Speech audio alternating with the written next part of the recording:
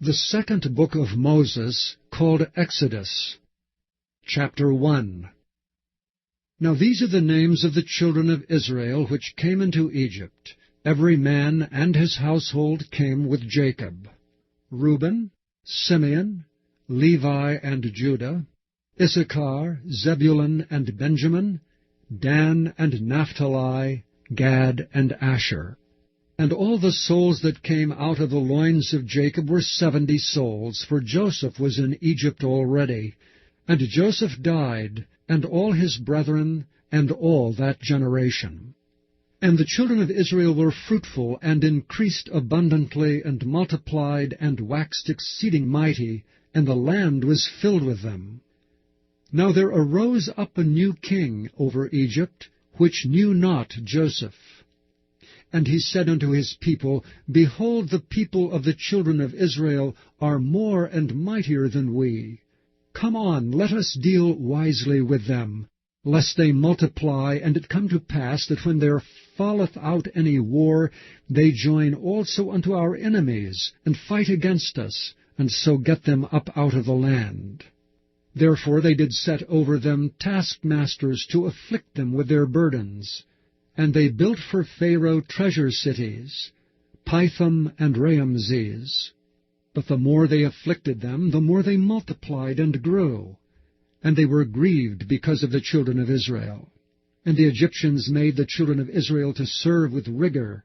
And they made their lives bitter with hard bondage in mortar and in brick, and in all manner of service in the field. All their service wherein they made them serve was with rigor. And the king of Egypt spake to the Hebrew midwives, of which the name of one was Shiphrah, and the name of the other Puah. And he said, When ye do the office of a midwife to the Hebrew women, and see them upon the stools, if it be a son, then ye shall kill him. But if it be a daughter, then she shall live.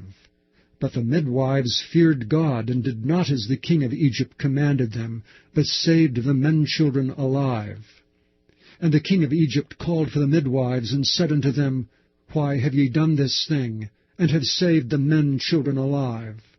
And the midwives said unto Pharaoh, Because the Hebrew women are not as the Egyptian women, for they are lively, and are delivered ere the midwives come in unto them. Therefore God dealt well with the midwives, and the people multiplied and waxed very mighty. And it came to pass, because the midwives feared God, that he made them houses. And Pharaoh charged all his people, saying, Every son that is born ye shall cast into the river, and every daughter ye shall save alive. Chapter 2. And there went a man of the house of Levi, and took to wife a daughter of Levi. And the woman conceived, and bare a son. And when she saw him that he was a goodly child, she hid him 3 months. And when she could no longer hide him, she took for him an ark of bulrushes, and daubed it with slime and with pitch, and put the child therein, and she laid it in the flags by the river's brink. And his sisters stood afar off, to wit what would be done to him. And the daughter of Pharaoh came down to wash herself at the river, and her maidens walked along by the river's side. And when she saw the ark among the flags, she sent her maid to fetch it. And when she had opened it, she saw the child, and behold, the babe wept. And she had compassion on him, and said, This is one of the Hebrews' children. Then said his sister to Pharaoh's daughter, Shall I go and call to thee a nurse of the Hebrew women, that she may nurse the child for thee? And Pharaoh's daughter said to her, Go. And the maid went and called the child's mother. And Pharaoh's daughter said unto her, Take this child away, and nurse it for me, and I will give thee thy wages. And the woman took the child, and nursed it. And the child grew. And she brought him unto Pharaoh's daughter, and he became her son. And she called his name Moses. And she said, Because I drew him out of the water. And it came to pass in those days, when Moses was grown, that he went out unto his brethren, and looked on their burdens.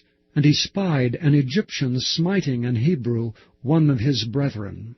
And he looked this way and that way, and when he saw there was no man, he slew the Egyptian, and hid him in the sand. And when he went out the second day, behold, 2 men of the Hebrews strove together. And he said to him that did the wrong, Wherefore smitest thou thy fellow?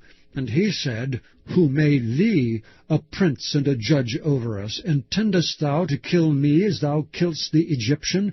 And Moses feared and said, Surely this thing is known. Now when Pharaoh heard this thing, he sought to slay Moses, but Moses fled from the face of Pharaoh, and dwelt in the land of Midian, and he sat down by a well. Now the priest of Midian had 7 daughters, and they came and drew water, and filled the troughs to water their father's flock. And the shepherds came and drove them away, but Moses stood up and helped them, and watered their flock. And when they came to Reuel their father, he said, How is it that ye are come so soon today? And they said, An Egyptian delivered us out of the hand of the shepherds, and also drew water enough for us, and watered the flock. And he said unto his daughters, And where is he? Why is it that ye have left the man? Call him, that he may eat bread. And Moses was content to dwell with the man, and he gave Moses Zipporah his daughter. And she bare him a son, and he called his name Gershom, for he said, I have been a stranger in a strange land. And it came to pass in process of time that the king of Egypt died, and the children of Israel sighed by reason of the bondage, and they cried, and their cry came up unto God by reason of the bondage. And God heard their groaning, and God remembered his covenant with Abraham, with Isaac, and with Jacob. And God looked upon the children of Israel, and God had respect unto them. Chapter 3. Now Moses kept the flock of Jethro his father-in-law, the priest of Midian, and he led the flock to the backside of the desert, and came to the mountain of God, even to Horeb. And the angel of the Lord appeared unto him in a flame of fire out of the midst of a bush. And he looked, and behold, the bush burned with fire, and the bush was not consumed. And Moses said, I will now turn aside and see this great sight, why the bush is not burnt. And when the Lord saw that he turned aside to see, God called unto him out of the midst of the bush, and said, Moses, Moses. And he said, Here am I. And he said, Draw not nigh hither, put off thy shoes from off thy feet, for the place whereon thou standest is holy ground. Moreover he said, I am the God of thy father, the God of Abraham, the God of Isaac, and the God of Jacob. And Moses hid his face, for he was afraid to look upon God. And the Lord said, I have surely seen the affliction of my people which are in Egypt, and have heard their cry by reason of their taskmasters, for I know their sorrows.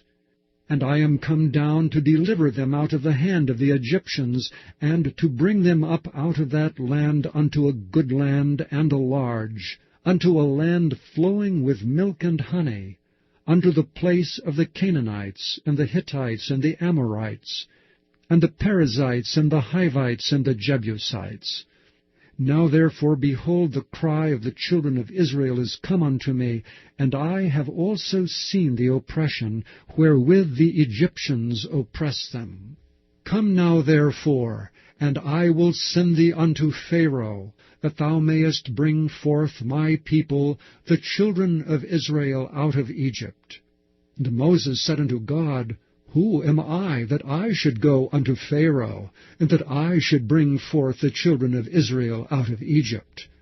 And he said, Certainly I will be with thee, and this shall be a token unto thee, that I have sent thee. When thou hast brought forth the people out of Egypt, ye shall serve God upon this mountain. And Moses said unto God, Behold, when I come unto the children of Israel, and shall say unto them, The God of your fathers hath sent me unto you, and they shall say to me, What is his name? What shall I say unto them? And God said unto Moses, I am that I am. And he said, Thus shalt thou say unto the children of Israel, I am, hath sent me unto you. And God said moreover unto Moses, Thus shalt thou say unto the children of Israel, The Lord God of your fathers, the God of Abraham, the God of Isaac, and the God of Jacob hath sent me unto you. This is my name forever, and this is my memorial unto all generations. Go and gather the elders of Israel together, and say unto them, The Lord God of your fathers, the God of Abraham, of Isaac, and of Jacob, appeared unto me, saying, I have surely visited you, and seen that which is done to you in Egypt.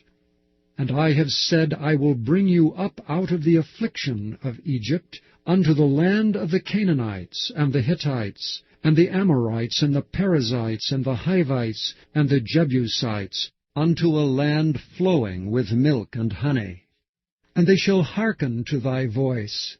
And thou shalt come, thou and the elders of Israel, unto the king of Egypt, and ye shall say unto him, The Lord God of the Hebrews hath met with us. And now let us go, we beseech thee, 3 days' journey into the wilderness, that we may sacrifice to the Lord our God. And I am sure that the king of Egypt will not let you go, no, not by a mighty hand.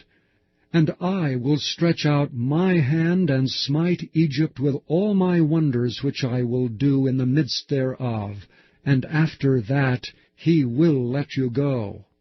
And I will give this people favor in the sight of the Egyptians.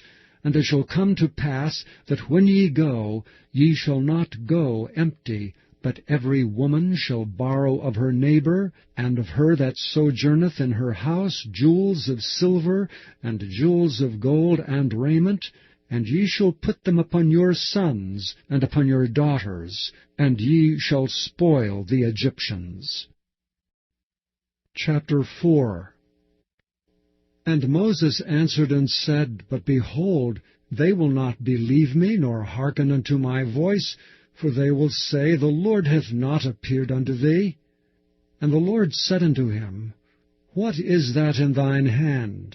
And he said, A rod. And he said, Cast it on the ground. And he cast it on the ground, and it became a serpent, and Moses fled from before it. And the Lord said unto Moses, Put forth thine hand, and take it by the tail. And he put forth his hand, and caught it, and it became a rod in his hand.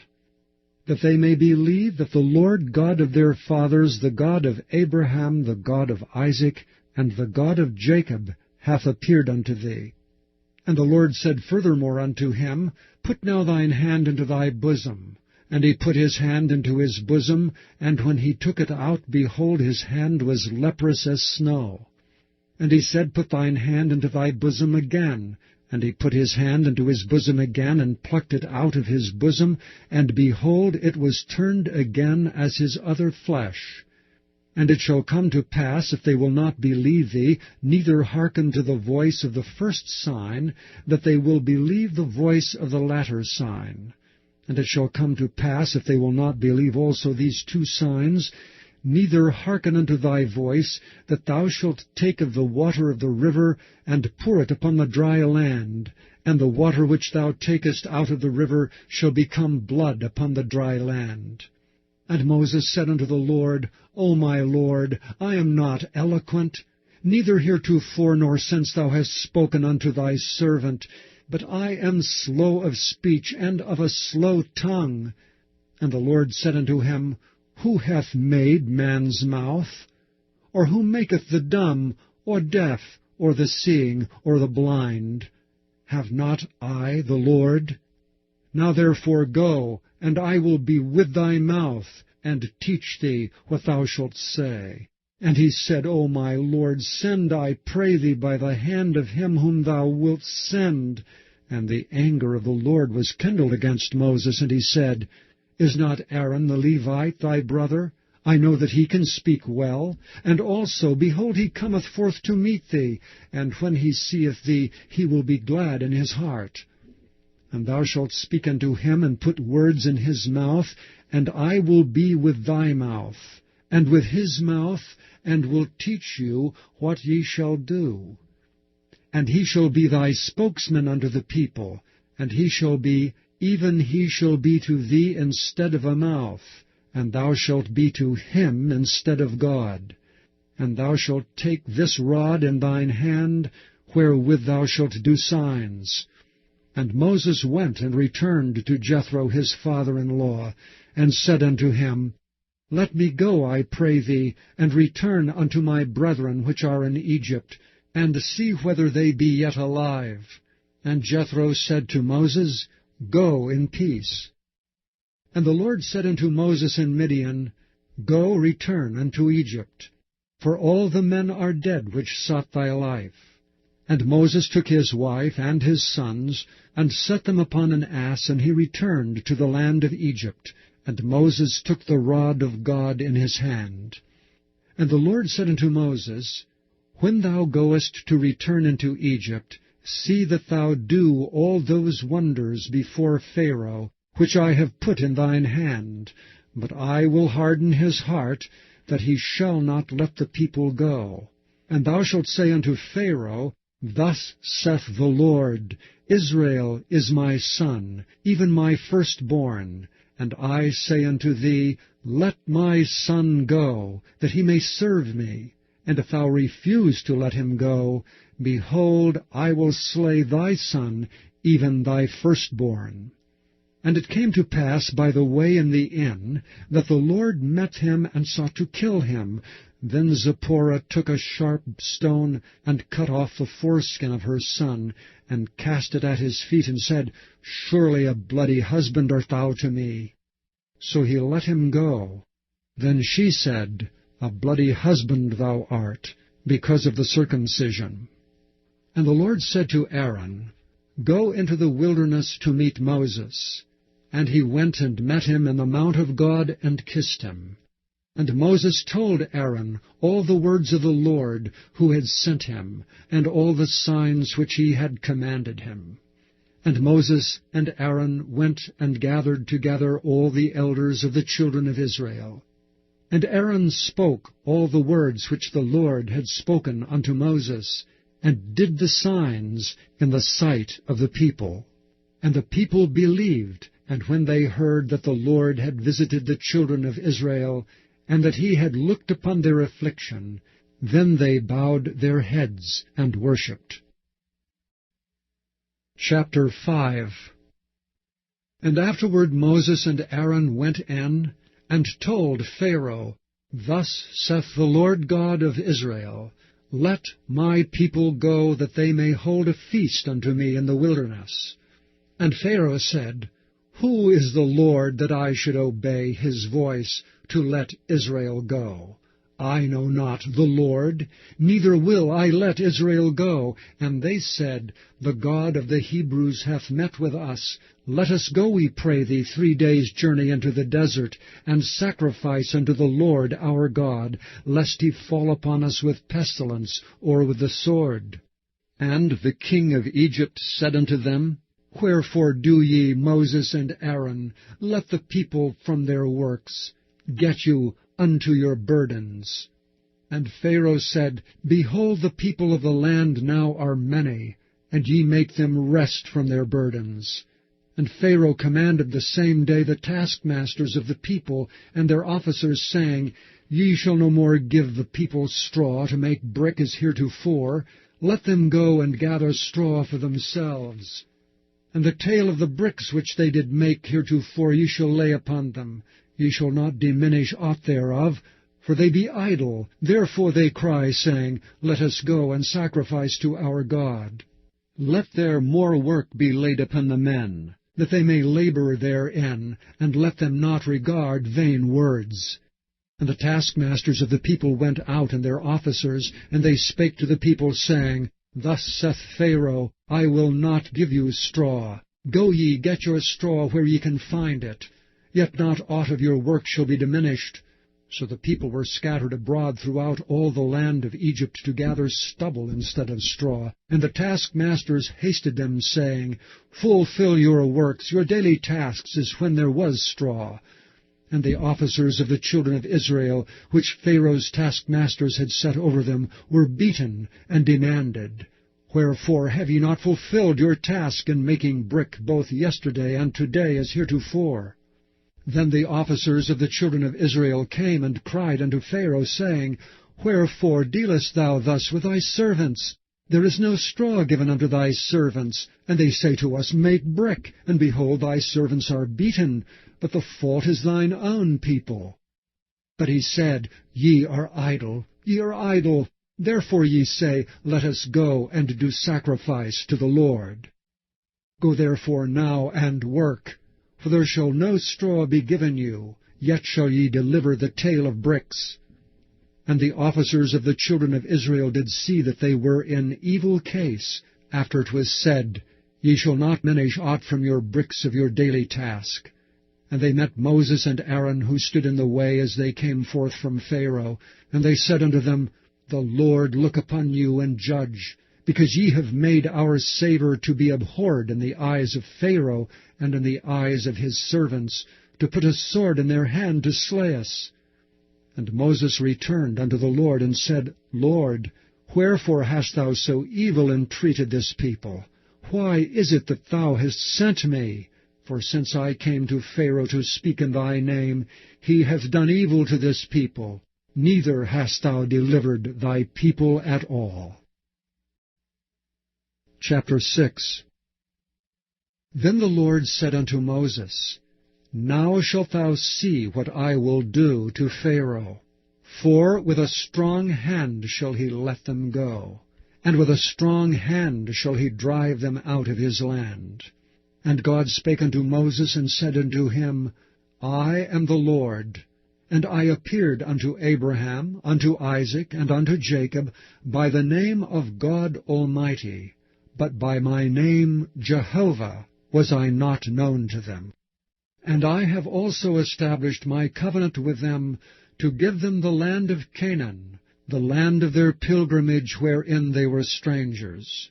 And I have also heard the groaning of the children of Israel, whom the Egyptians keep in bondage, and I have remembered my covenant. Wherefore say unto the children of Israel, I am the Lord, and I will bring you out from under the burdens of the Egyptians, and I will rid you out of their bondage, and I will redeem you with a stretched out arm, and with great judgments. And I will take you to me for a people, and I will be to you a God. And ye shall know that I am the Lord your God, which bringeth you out from under the burdens of the Egyptians. And I will bring you in unto the land concerning the which I did swear to give it to Abraham, to Isaac, and to Jacob, and I will give it you for an heritage. I am the Lord. And Moses spake so unto the children of Israel, but they hearkened not unto Moses for anguish of spirit, and for cruel bondage. And the Lord spake unto Moses, saying, Go in, speak unto Pharaoh king of Egypt, that he let the children of Israel go out of his land. And Moses spake before the Lord, saying, Behold, the children of Israel have not hearkened unto me.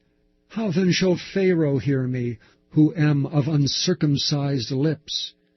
And the Lord spake unto Moses and unto Aaron, and gave them a charge unto the children of Israel, and unto Pharaoh king of Egypt, to bring the children of Israel out of the land of Egypt. These be the heads of their fathers' houses, the sons of Reuben, the firstborn of Israel, Hanok, and Palu, Hezron, and Carmi. These be the families of Reuben. And the sons of Simeon, Jemuel, and Jamin, and Ohad, and Jachin, and Zohar, and Shaul, the son of a Canaanitish woman. These are the families of Simeon. And these are the names of the sons of Levi, according to their generations, Gershon, and Kohath, and Merari. And the years of the life of Levi were 137 years. The sons of Gershon, Libni and Shimei, according to their families. And the sons of Kohath, Amram, and Izhar, and Hebron, and Uziel. And the years of the life of Kohath were 133 years. And the sons of Merari, Mahali, and Mushai. These are the families of Levi according to their generations. And Amram took him Jochebed his father's sister to wife, and she bare him Aaron and Moses. And the years of the life of Amram were 137 years. And the sons of Izhar, Korah, and Nepheg, and Zichri, and the sons of Uziel, Mishael, and Elzaphan, and Zithri. And Aaron took him Elisheba, daughter of Amminadab, sister of Naashon, to wife. And she bare him Nadab, and Abihu, Eleazar, and Ithamar. And the sons of Korah, Asir, and Elkanah, and Abiasaph. These are the families of the Korhites. And Eleazar, Aaron's son, took him one of the daughters of Putiel to wife, and she bare him Phinehas. These are the heads of the fathers of the Levites according to their families. These are that Aaron and Moses to whom the Lord said, Bring out the children of Israel from the land of Egypt according to their armies. These are they which spake to Pharaoh king of Egypt to bring out the children of Israel from Egypt. These are that Moses and Aaron. And it came to pass on the day when the Lord spake unto Moses in the land of Egypt, that the Lord spake unto Moses, saying, I am the Lord. Speak thou unto Pharaoh king of Egypt all that I say unto thee. And Moses said before the Lord, Behold, I am of uncircumcised lips, and how shall Pharaoh hearken unto me? Chapter 7. And the Lord said unto Moses, See, I have made thee a god to Pharaoh, and Aaron thy brother shall be thy prophet. Thou shalt speak all that I command thee, and Aaron thy brother shall speak unto Pharaoh, that he send the children of Israel out of his land. And I will harden Pharaoh's heart, and multiply my signs and my wonders in the land of Egypt. But Pharaoh shall not hearken unto you, that I may lay my hand upon Egypt, and bring forth mine armies and my people, the children of Israel, out of the land of Egypt by great judgments. And the Egyptians shall know that I am the Lord, when I stretch forth mine hand upon Egypt, and bring out the children of Israel from among them. And Moses and Aaron did as the Lord commanded them, so did they. And Moses was 80 years old, and Aaron 83 years old, when they spake unto Pharaoh. And the Lord spake unto Moses and unto Aaron, saying, When Pharaoh shall speak unto you, saying, Show a miracle for you, then thou shalt say unto Aaron, Take thy rod, and cast it before Pharaoh, and it shall become a serpent. And Moses and Aaron went in unto Pharaoh, and they did so as the Lord had commanded. And Aaron cast down his rod before Pharaoh, and before his servants, and it became a serpent. Then Pharaoh also called the wise men and the sorcerers. Now the magicians of Egypt, they also did in like manner with their enchantments. For they cast down every man his rod, and they became serpents, but Aaron's rod swallowed up their rods. And he hardened Pharaoh's heart, that he hearkened not unto them, as the Lord had said. And the Lord said unto Moses, Pharaoh's heart is hardened, he refuseth to let the people go. Get thee unto Pharaoh in the morning. Lo, he goeth out unto the water, and thou shalt stand by the river's brink, against he come. And the rod which was turned to a serpent shalt thou take in thine hand. And thou shalt say unto him, The Lord God of the Hebrews hath sent me unto thee, saying, Let my people go, that they may serve me in the wilderness. And behold, hitherto thou wouldst not hear. Thus saith the Lord, In this thou shalt know that I am the Lord. Behold, I will smite with a rod that is in mine hand upon the waters which are in the river, and they shall be turned to blood. And the fish that is in the river shall die, and the river shall stink, and the Egyptians shall loathe to drink of the water of the river.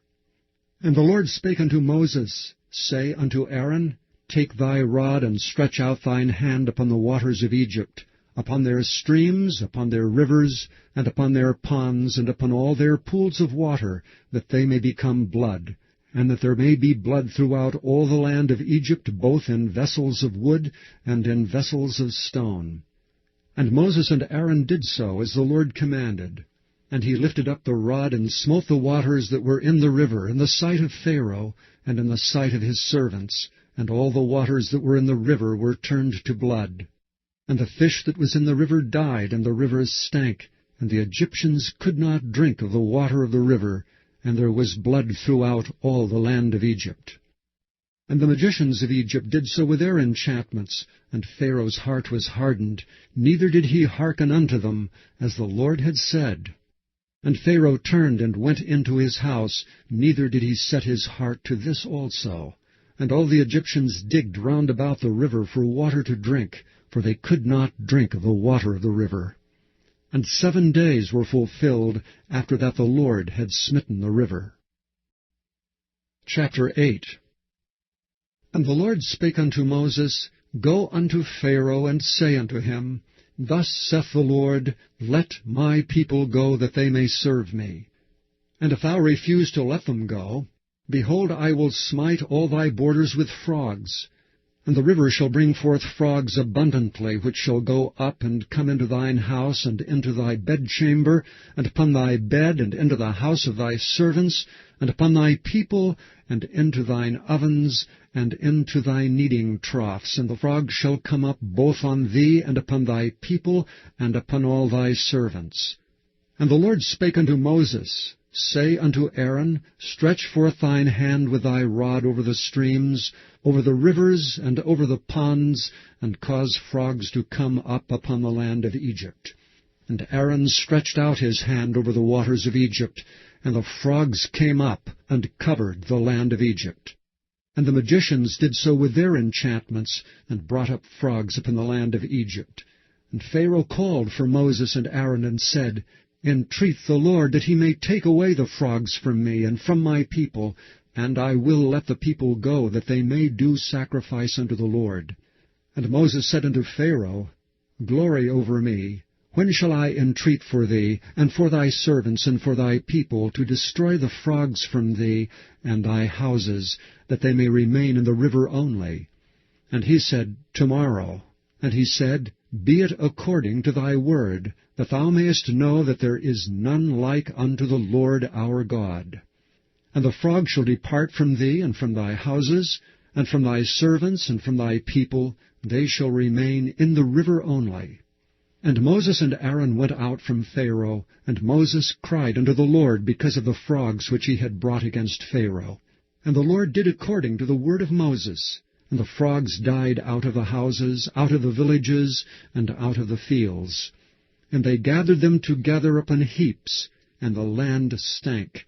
And when Pharaoh saw that there was respite, he hardened his heart, and hearkened not unto them, as the Lord had said. And the Lord said unto Moses, Say unto Aaron, Stretch out thy rod, and smite the dust of the land, that it may become lice throughout all the land of Egypt. And they did so. For Aaron stretched out his hand with his rod, and smote the dust of the earth, and it became lice in man and in beast.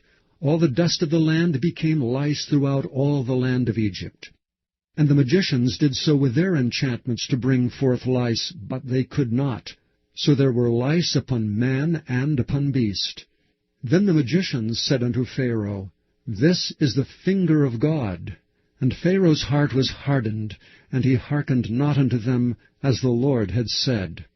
And the Lord said unto Moses, Rise up early in the morning, and stand before Pharaoh. Lo, he cometh forth to the water. And say unto him, Thus saith the Lord, Let my people go, that they may serve me. Else, if thou wilt not let my people go, behold, I will send swarms of flies upon thee, and upon thy servants, and upon thy people, and into thy houses, and the houses of the Egyptians shall be full of swarms of flies, and also the ground whereon they are. And I will sever in that day the land of Goshen, in which my people dwell, that no swarms of flies shall be there, to the end thou mayest know that I am the Lord in the midst of the earth. And I will put a division between my people and thy people. Tomorrow shall this sign be. And the Lord did so.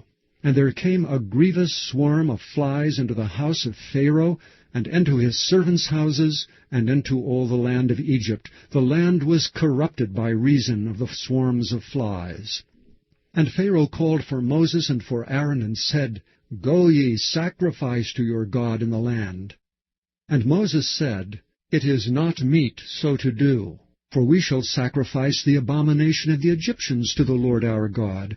Lo, shall we sacrifice the abomination of the Egyptians before their eyes, and will they not stone us? We will go 3 days' journey into the wilderness, and sacrifice to the Lord our God, as he shall command us. And Pharaoh said, I will let you go, that ye may sacrifice to the Lord your God in the wilderness. Only ye shall not go very far away. Entreat for me. And Moses said, Behold, I go out from thee, and I will entreat the Lord, that the swarms of flies may depart from Pharaoh, from his servants and from his people, tomorrow. But let not Pharaoh deal deceitfully any more in not letting the people go to sacrifice to the Lord. And Moses went out from Pharaoh, and entreated the Lord. And the Lord did according to the word of Moses.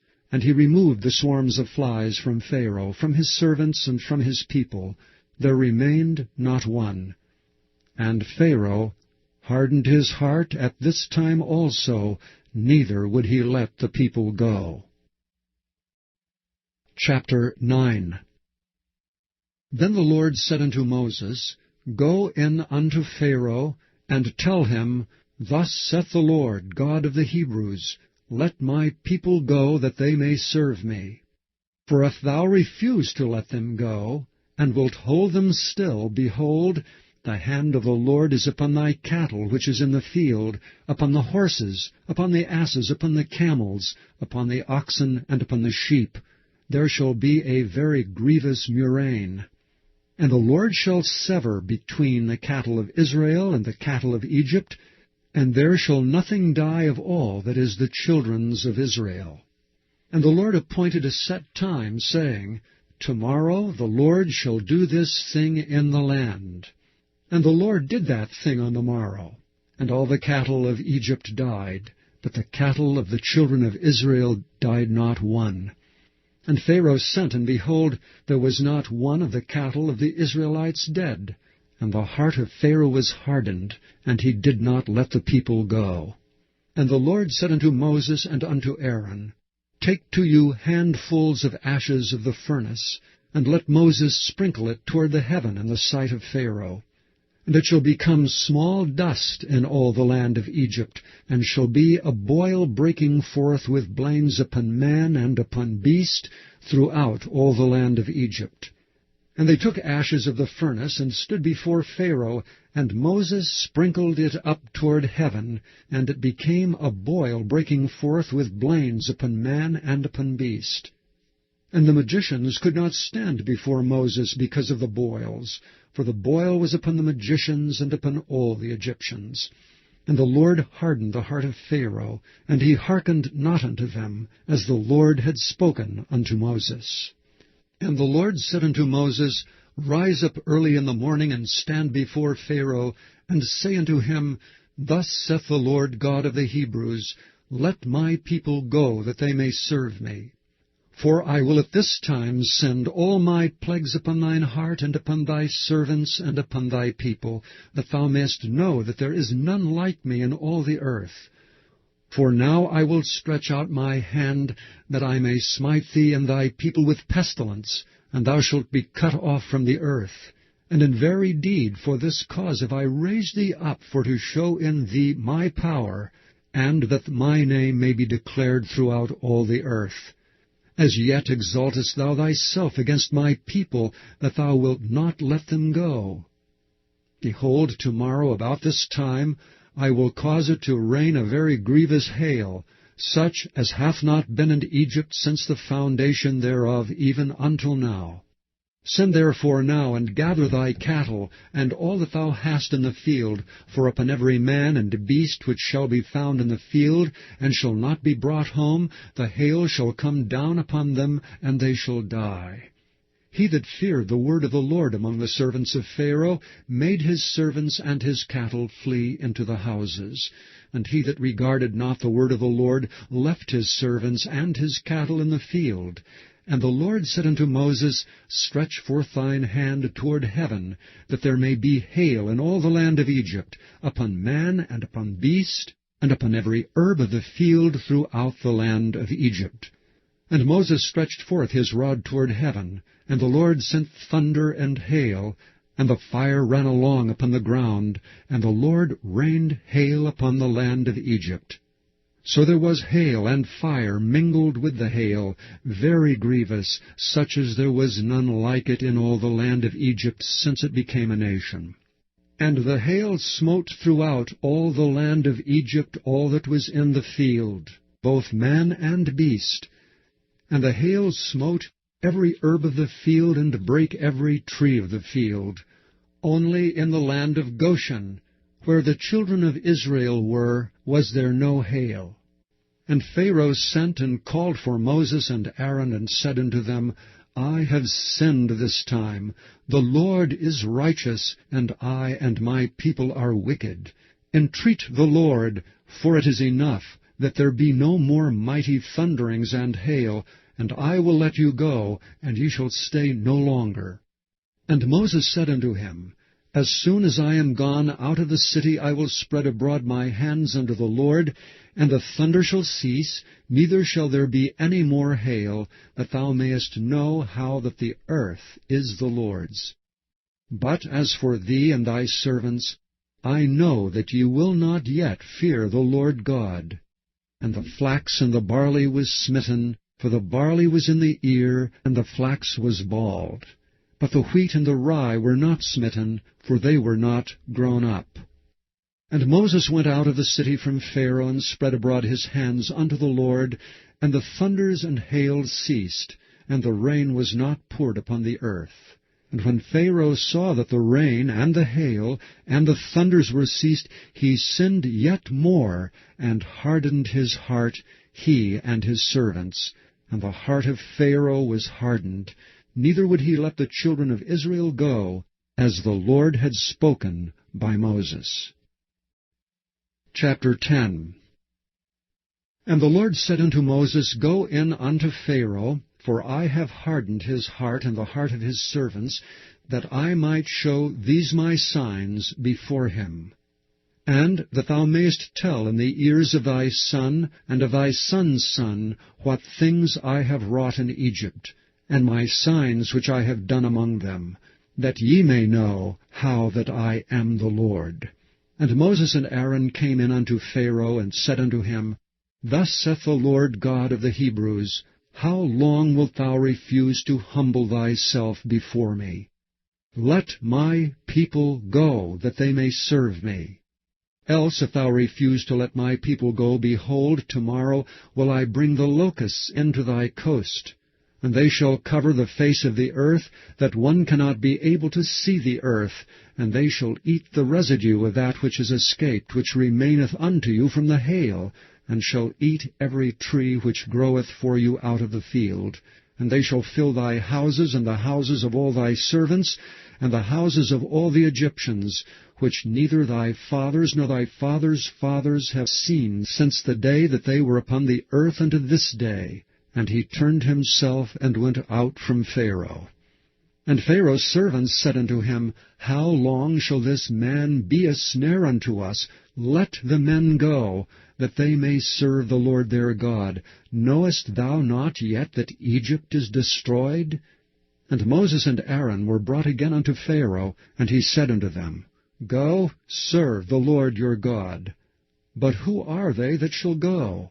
And Moses said, We will go with our young and with our old, with our sons and with our daughters, with our flocks and with our herds we will go, for we must hold a feast unto the Lord. And he said unto them, Let the Lord be so with you as I will let you go, and your little ones, look to it, for evil is before you. Not so. Go now, ye that are men, and serve the Lord. For that ye did desire, and they were driven out from Pharaoh's presence. And the Lord said unto Moses, Stretch out thine hand over the land of Egypt for the locusts, that they may come up upon the land of Egypt, and eat every herb of the land, even all that the hail hath left. And Moses stretched forth his rod over the land of Egypt, and the Lord brought an east wind upon the land all that day and all that night, and when it was morning, the east wind brought the locusts.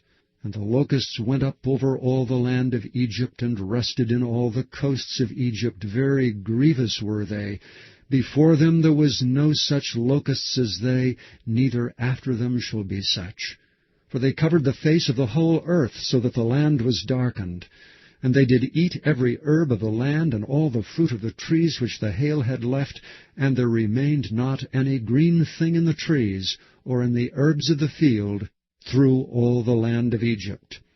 And Pharaoh called for Moses and Aaron in haste, and he said, I have sinned against the Lord your God, and against you. Now therefore forgive, I pray thee, my sin only this once, and entreat the Lord your God, that he may take away from me this death only. And he went out from Pharaoh, and entreated the Lord. And the Lord turned a mighty strong west wind, which took away the locusts, and cast them into the Red Sea. There remained not one locust in all the coasts of Egypt. But the Lord hardened Pharaoh's heart, so that he would not let the children of Israel go. And the Lord said unto Moses, Stretch out thine hand toward heaven, that there may be darkness over the land of Egypt, even darkness which may be felt. And Moses stretched forth his hand toward heaven, and there was a thick darkness in all the land of Egypt 3 days. They saw not one another, neither rose any from his place for 3 days. But all the children of Israel had light in their dwellings.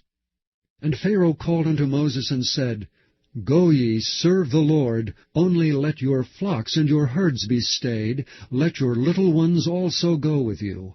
And Moses said, Thou must give us also sacrifices and burnt offerings, that we may sacrifice unto the Lord our God. Our cattle also shall go with us.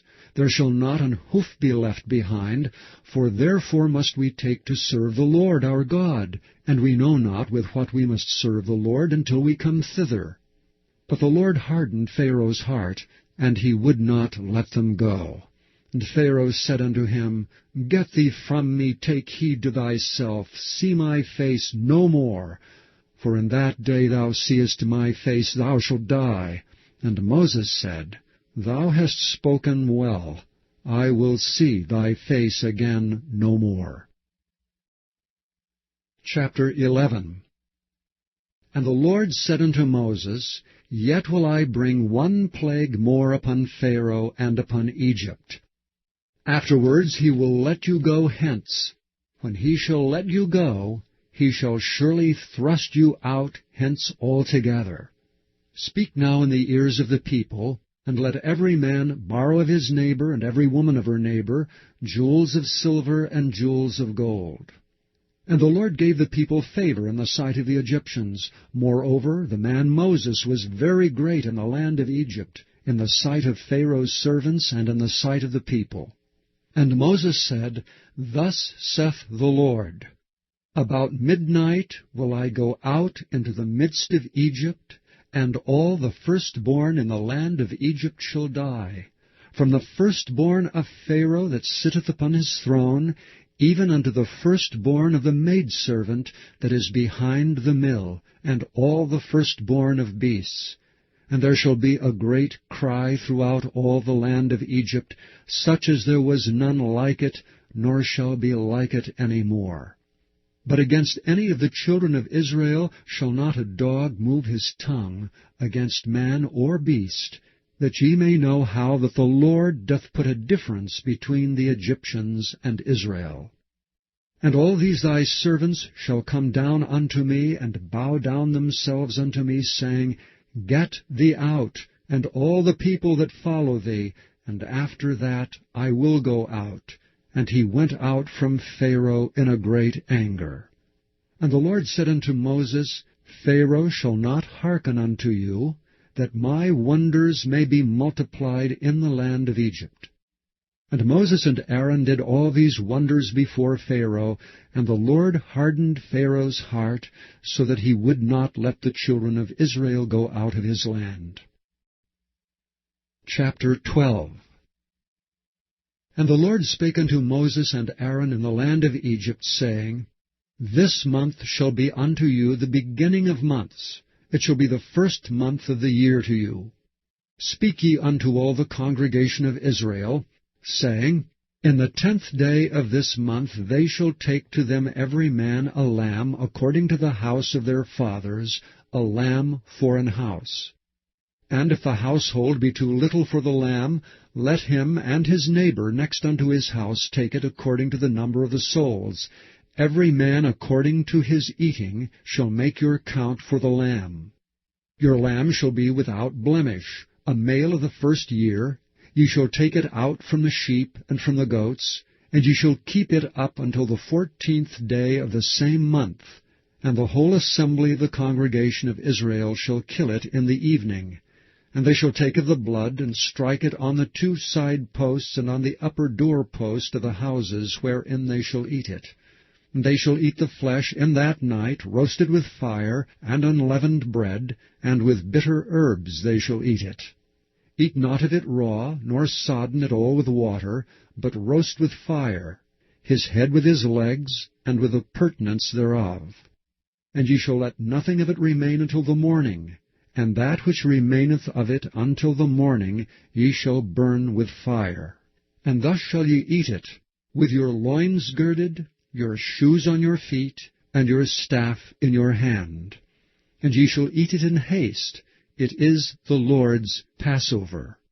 For I will pass through the land of Egypt this night, and will smite all the firstborn in the land of Egypt, both man and beast. And against all the gods of Egypt I will execute judgment. I am the Lord. And the blood shall be to you for a token upon the houses where ye are. And when I see the blood, I will pass over you, and the plague shall not be upon you to destroy you when I smite the land of Egypt. And this day shall be unto you for a memorial. And ye shall keep it a feast to the Lord throughout your generations. Ye shall keep it a feast by an ordinance forever. 7 days shall ye eat unleavened bread. Even the first day ye shall put away leaven out of your houses. For whosoever eateth leavened bread from the first day until the 7th day, that soul shall be cut off from Israel. And in the first day there shall be an holy convocation. And in the 7th day there shall be an holy convocation to you. No manner of work shall be done in them, save that which every man must eat, that only may be done of you. And ye shall observe the feast of unleavened bread. For in this selfsame day have I brought your armies out of the land of Egypt. Therefore shall ye observe this day in your generations by an ordinance forever. In the 1st month on the 14th day of the month at even ye shall eat unleavened bread until the 21st day of the month at even. 7 days shall there be no leaven found in your houses. For whosoever eateth that which is leavened, even that soul shall be cut off from the congregation of Israel, whether he be a stranger or born in the land. Ye shall eat nothing leavened. In all your habitations shall ye eat unleavened bread. Then Moses called for all the elders of Israel, and said unto them, Draw out and take you a lamb according to your families, and kill the Passover. And ye shall take a bunch of hyssop, and dip it in the blood that is in the basin, and strike the lintel and the 2 side posts with the blood that is in the basin, and none of you shall go out at the door of his house until the morning. For the Lord will pass through to smite the Egyptians, and when he seeth the blood upon the lintel and on the 2 side posts, the Lord will pass over the door, and will not suffer the destroyer to come in unto your houses to smite you. And ye shall observe this thing for an ordinance to thee and to thy sons forever. And it shall come to pass, when ye be come to the land which the Lord will give you, according as he hath promised, that ye shall keep this service. And it shall come to pass, when your children shall say unto you, What mean ye by this service? That ye shall say, It is the sacrifice of the Lord's Passover, who passed over the houses of the children of Israel in Egypt, when he smote the Egyptians, and delivered our houses. And the people bowed the head, and worshipped. And the children of Israel went away, and did as the Lord had commanded Moses and Aaron, so did they. And it came to pass that at midnight the Lord smote all the firstborn of the land of Egypt, from the firstborn of Pharaoh that sat on his throne, unto the firstborn of the captive that was in the dungeon, and all the firstborn of cattle.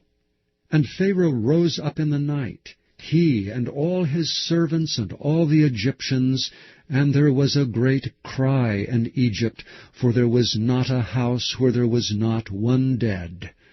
And he called for Moses and Aaron by night, and said, Rise up and get you forth from among my people, both ye and the children of Israel, and go, serve the Lord as ye have said. Also take your flocks and your herds as ye have said, and be gone, and bless me also. And the Egyptians were urgent upon the people, that they might send them out of the land in haste, for they said, We be all dead men.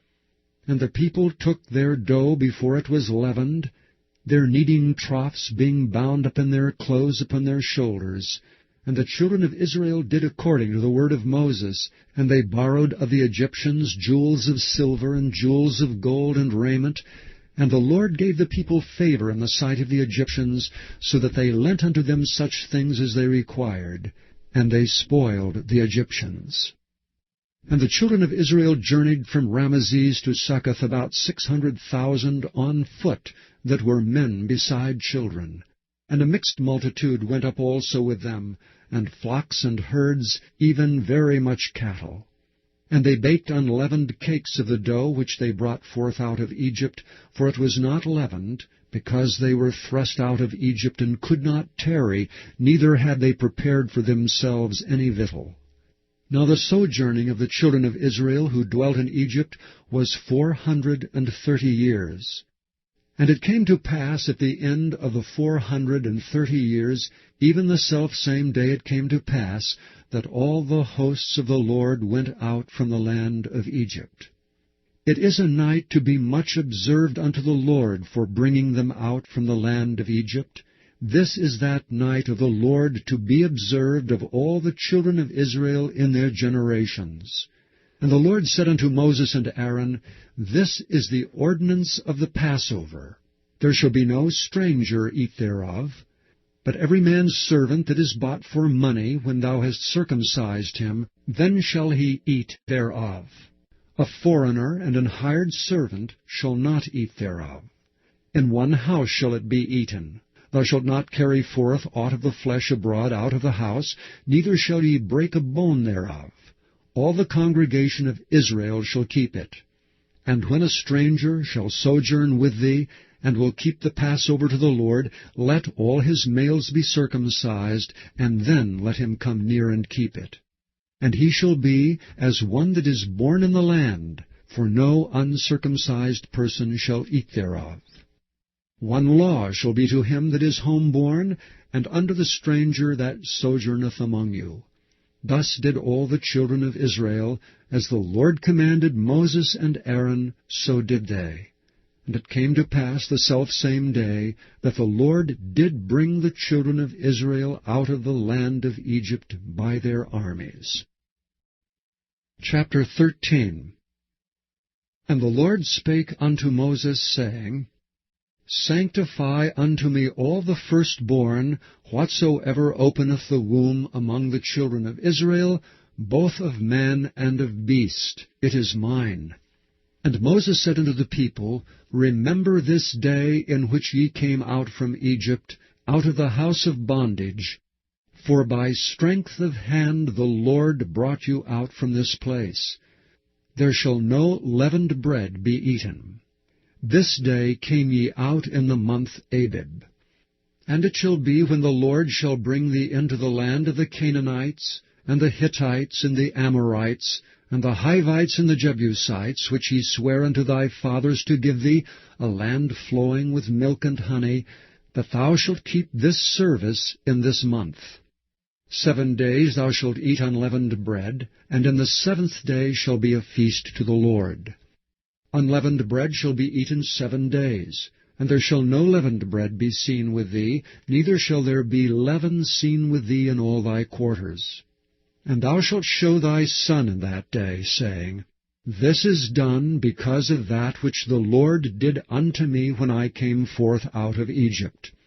And it shall be for a sign unto thee upon thine hand, and for a memorial between thine eyes, that the Lord's law may be in thy mouth. For with a strong hand hath the Lord brought thee out of Egypt. Thou shalt therefore keep this ordinance in his season from year to year. And it shall be, when the Lord shall bring thee into the land of the Canaanites, as he sware unto thee and to thy fathers, and shall give it thee, that thou shalt set apart unto the Lord all that openeth the matrix, and every firstling that cometh of a beast which thou hast. The males shall be the Lord's. And every firstling of an ass thou shalt redeem with a lamb. And if thou wilt not redeem it, then thou shalt break his neck, and all the firstborn of man among thy children shalt thou redeem.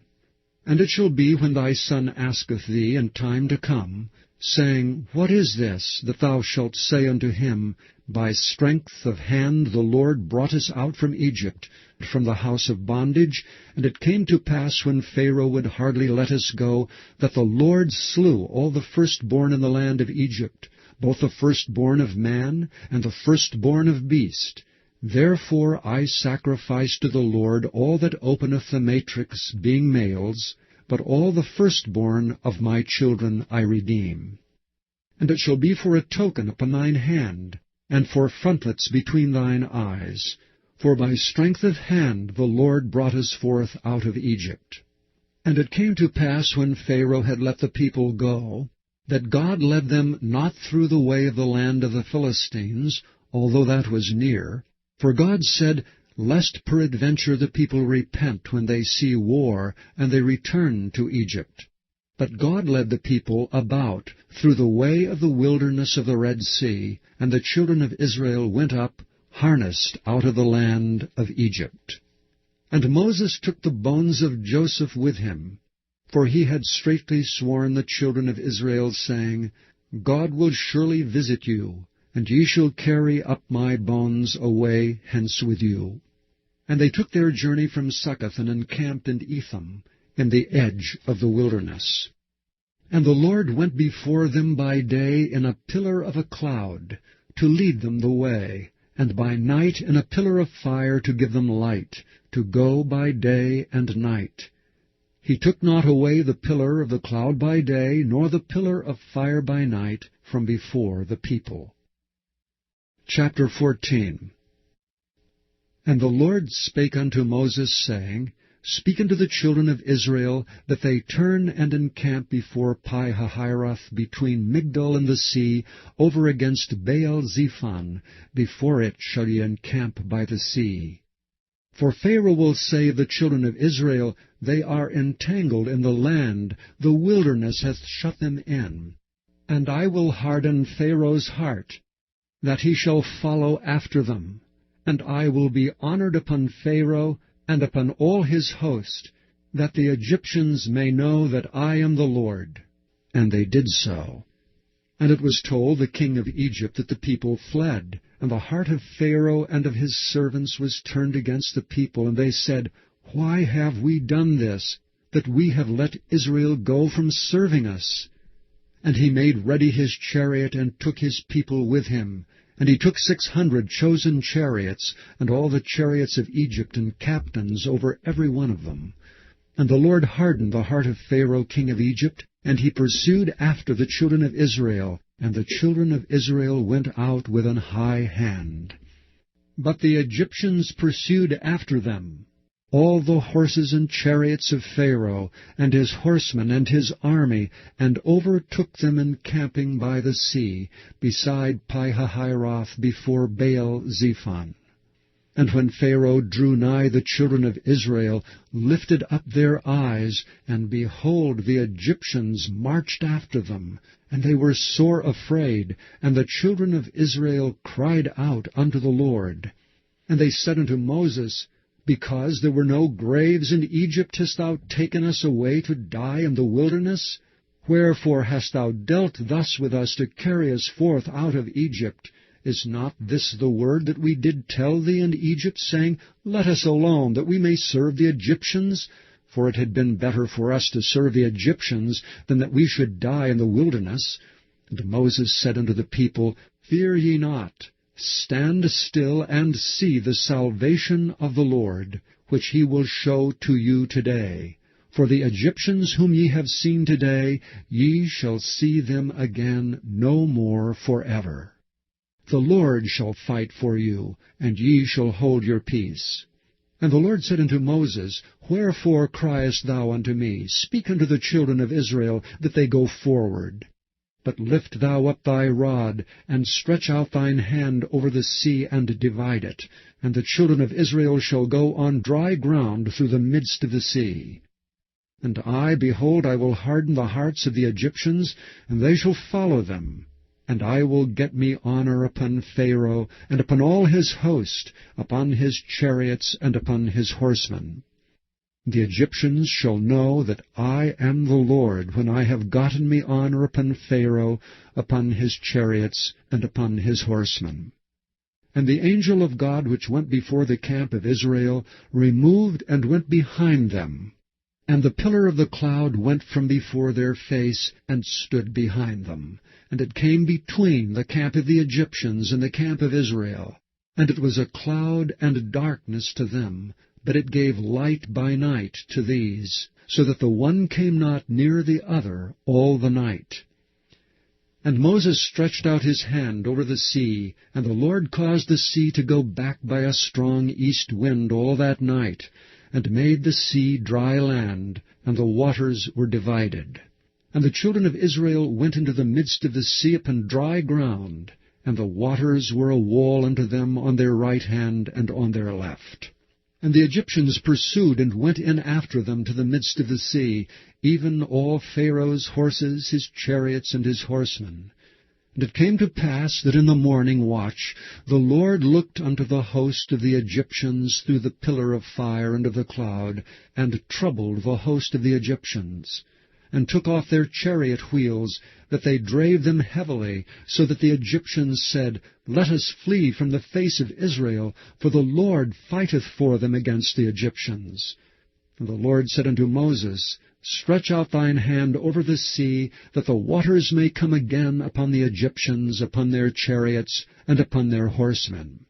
And Moses stretched forth his hand over the sea returned to his strength when the morning appeared, and the Egyptians fled against it, and the Lord overthrew the Egyptians in the midst of the sea.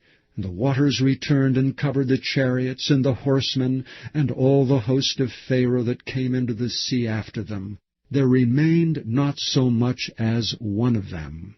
But the children of Israel walked upon dry land in the midst of the sea, and the waters were a wall unto them on their right hand and on their left. Thus the Lord saved Israel that day out of the hand of the Egyptians, and Israel saw the Egyptians dead upon the seashore. And Israel saw that great work which the Lord did upon the Egyptians, and the people feared the Lord, and believed the Lord and his servant Moses. Chapter 15. Then sang Moses and the children of Israel this song unto the Lord, and spake, saying, I will sing unto the Lord, for he hath triumphed gloriously. The horse and his rider hath he thrown into the sea. The Lord is my strength and song, and he is become my salvation. He is my God, and I will prepare him an habitation, my father's God, and I will exalt him. The Lord is a man of war. The Lord is his name. Pharaoh's chariots and his host hath he cast into the sea. His chosen captains also are drowned in the Red Sea. The depths have covered them, they sank into the bottom as a stone. Thy right hand, O Lord, is become glorious in power. Thy right hand, O Lord, hath dashed in pieces the enemy. And in the greatness of thine excellency thou hast overthrown them that rose up against thee. Thou sentest forth thy wrath, which consumed them as stubble. And with the blast of thy nostrils the waters were gathered together, the floods stood upright as an heap, and the depths were congealed in the heart of the sea. The enemy said, I will pursue, I will overtake, I will divide the spoil. My lust shall be satisfied upon them. I will draw my sword, my hand shall destroy them. Thou didst blow with thy wind. The sea covered them. They sank as lead in the mighty waters. Who is like unto thee, O Lord, among the gods? Who is like thee, glorious in holiness, fearful in praises, doing wonders? Thou stretched out thy right hand, the earth swallowed them. Thou in thy mercy hast led forth the people which thou hast redeemed. Thou hast guided them in thy strength unto thy holy habitation. The people shall hear and be afraid. Sorrow shall take hold on the inhabitants of Palestina. Then the dukes of Edom shall be amazed. The mighty men of Moab trembling shall take hold upon them. All the inhabitants of Canaan shall melt away. Fear and dread shall fall upon them. By the greatness of thine arm they shall be as still as a stone, till thy people pass over, O Lord, till the people pass over which thou hast purchased. Thou shalt bring them in and plant them in the mountain of thine inheritance, and the place, O Lord, which thou hast made for thee to dwell in, and the sanctuary, O Lord, which thy hands have established. The Lord shall reign for ever and ever. For the horse of Pharaoh went in with his chariots, and with his horsemen into the sea, and the Lord brought again the waters of the sea upon them. But the children of Israel went on dry land in the midst of the sea. And Miriam the prophetess and sister of Aaron took a timbrel in her hand, and all the women went out after her with timbrels and with dances. And Miriam answered them, Sing ye to the Lord, for he hath triumphed gloriously.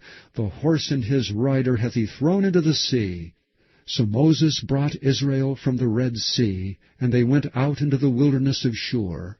And they went out 3 days in the wilderness, and found no water. And when they came to Marah, they could not drink of the waters of Marah, for they were bitter. Therefore the name of it was called Marah. And the people murmured against Moses, saying, What shall we drink? And he cried unto the Lord, and the Lord showed him a tree, which when he had cast into the waters were made sweet. There he made for them a statute and an ordinance, and there he proved them, and said, If thou wilt diligently hearken to the voice of the Lord thy God, and wilt do that which is right in his sight, and wilt give ear to his commandments, and keep all his statutes, I will put none of these diseases upon thee, which I have brought upon the Egyptians, for I am the Lord that healeth thee. And they came to Elam, where were 12 wells of water, and 70 palm trees, and they encamped there by the waters. Chapter 16. And they took their journey from Elam, and all the congregation of the children of Israel came unto the wilderness of Sin, which is between Elam and Sinai, on the 15th day of the 2nd month after their departing out of the land of Egypt. And the whole congregation of the children of Israel murmured against Moses and Aaron in the wilderness.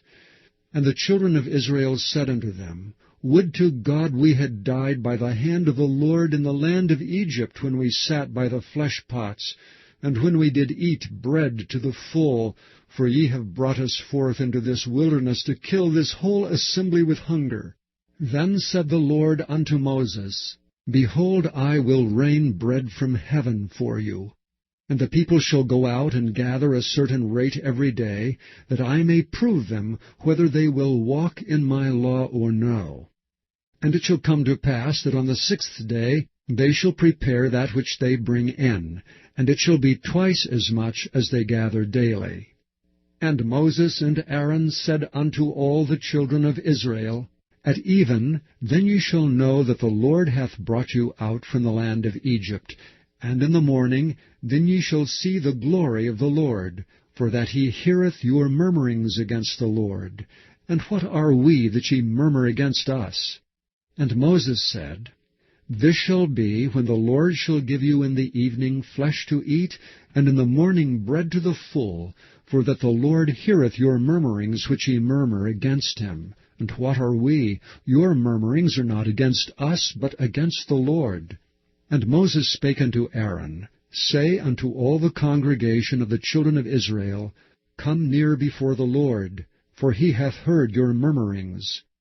And it came to pass, as Aaron spake unto the whole congregation of the children of Israel, that they looked toward the wilderness, and behold, the glory of the Lord appeared in the cloud.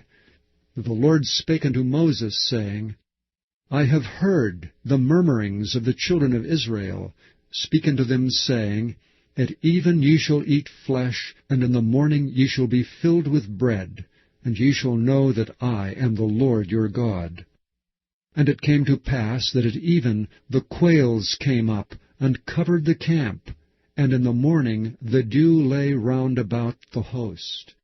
And when the dew that lay was gone up, behold, upon the face of the wilderness there lay a small round thing, as small as the hoarfrost on the ground. And when the children of Israel saw it, they said one to another, It is manna. For they wist not what it was. And Moses said unto them, This is the bread which the Lord hath given you to eat. This is the thing which the Lord hath commanded. Gather of it every man according to his eating, and omer for every man according to the number of your persons. Take ye every man for them which are in his tents. And the children of Israel did so, and gathered, some more, some less.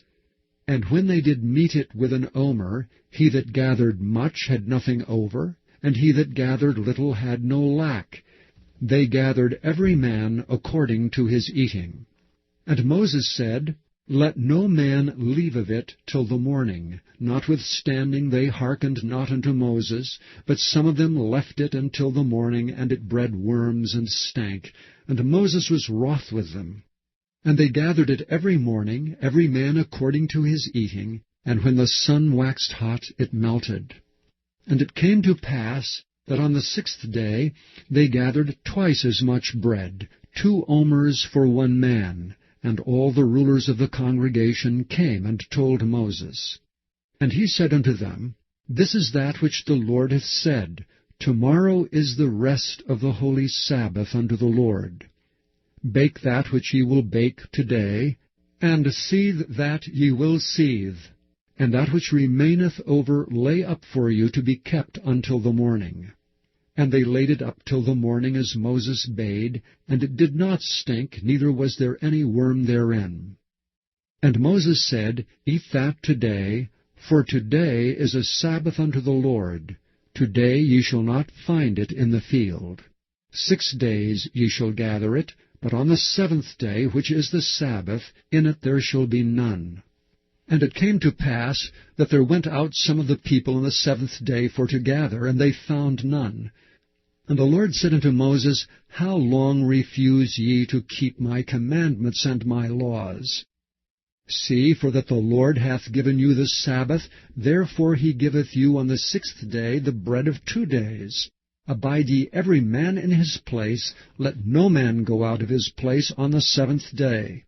So the people rested on the 7th day. And the house of Israel called the name thereof manna. And it was like coriander seed, white, and the taste of it was like wafers made with honey. And Moses said, This is the thing which the Lord commandeth. Fill an omer of it to be kept for your generations, that they may see the bread wherewith I have fed you in the wilderness, when I brought you forth from the land of Egypt. And Moses said unto Aaron, Take a pot, and put an omer full of manna therein, and lay it up before the Lord, to be kept for your generations. As the Lord commanded Moses, so Aaron laid it up before the testimony to be kept. And the children of Israel did eat manna 40 years, until they came to a land inhabited. They did eat manna until they came into the borders of the land of Canaan. Now an omer is the 10th part of an ephah. Chapter 17. And all the congregation of the children of Israel journeyed from the wilderness of Sin after their journeys, according to the commandment of the Lord, and pitched in Rephidim, and there was no water for the people to drink. Wherefore the people did chide with Moses, and said, Give us water, that we may drink. And Moses said unto them, Why chide ye with me? Wherefore do ye tempt the Lord? And the people thirsted there for water, and the people murmured against Moses, and said, Wherefore is this that thou hast brought us up out of Egypt, to kill us and our children and our cattle with thirst? And Moses cried unto the Lord, saying, What shall I do unto this people? They be almost ready to stone me. And the Lord said unto Moses, Go on before the people, and take with thee of the elders of Israel. And thy rod wherewith thou smotest the river take in thine hand, and go. Behold, I will stand before thee there upon the rock in Horeb, and thou shalt smite the rock, and there shall come water out of it, that the people may drink. And Moses did so in the sight of the elders of Israel. And he called the name of the place Massah and Meribah, because of the chiding of the children of Israel, and because they tempted the Lord, saying, Is the Lord among us or not? Then came Amalek, and fought with Israel and Rephidim. And Moses said unto Joshua, Choose us out men, and go out, fight with Amalek. Tomorrow I will stand on the top of the hill, with the rod of God in mine hand. So Joshua did as Moses had said to him, and fought with Amalek. And Moses, Aaron, and Hur went up to the top of the hill. And it came to pass, when Moses held up his hand, that Israel prevailed. And when he let down his hand, Amalek prevailed. But Moses' hands were heavy. And they took a stone, and put it under him, and he sat thereon, and Aaron and Hur stayed up his hands, the one on the one side, and the other on the other side, and his hands were steady until the going down of the sun. And Joshua discomfited Amalek, and his people with the edge of the sword. And the Lord said unto Moses, Write this for a memorial in a book, and rehearse it in the ears of Joshua. For I will utterly put out the remembrance of Amalek from under heaven. And Moses built an altar, and called the name of it Jehovah Nissi. For he said, Because the Lord hath sworn that the Lord will have war with Amalek from generation to generation. Chapter 18. When Jethro the priest of Midian, Moses' father-in-law, heard of all that God had done for Moses and for Israel his people, and that the Lord had brought Israel out of Egypt, then Jethro, Moses' father-in-law, took Zipporah, Moses' wife, after he had sent her back, and her 2 sons, of which the name of one was Gershom, for he said, I have been an alien in a strange land. And the name of the other was Eleazar, for the God of my father, said he, was mine help, and delivered me from the sword of Pharaoh. And Jethro, Moses' father-in-law, came with his sons and his wife unto Moses into the wilderness, where he encamped at the mount of God. And he said unto Moses, I thy father-in-law Jethro am come unto thee, and thy wife and her 2 sons with her. And Moses went out to meet his father-in-law, and did obeisance, and kissed him, and they asked each other of their welfare, and they came into the tent. And Moses told his father-in-law all that the Lord had done unto Pharaoh, and to the Egyptians for Israel's sake, and all the travail that had come upon them by the way, and how the Lord delivered them. And Jethro rejoiced for all the goodness which the Lord had done to Israel, whom he had delivered out of the hand of the Egyptians. And Jethro said, Blessed be the Lord, who hath delivered you out of the hand of the Egyptians, and out of the hand of Pharaoh, who hath delivered the people from under the hand of the Egyptians. Now I know that the Lord is greater than all gods, for in the thing wherein they dwelt proudly he was above them. And Jethro Moses' father-in-law took a burnt offering and sacrifices for God. And Aaron came, and all the elders of Israel, to eat bread with Moses' father-in-law before God. And it came to pass on the morrow that Moses sat to judge the people, and the people stood by Moses from morning unto the evening. And when Moses' father-in-law saw all that he did to the people, he said, What is this thing that thou doest to the people? Why sittest thou thyself alone, and all the people stand by thee from morning unto even? And Moses said unto his father-in-law, Because the people come unto me to inquire of God. When they have a matter, they come unto me, and I judge between one and another, and I do make them know the statutes of God and his laws. And Moses' father-in-law said unto him, The thing that thou doest is not good. Thou wilt surely wear away, both thou and this people that is with thee, for this thing is too heavy for thee. Thou art not able to perform it thyself alone. Hearken now unto my voice, I will give thee counsel, and God shall be with thee. Be thou for the people to Godward, that thou mayest bring the causes unto God.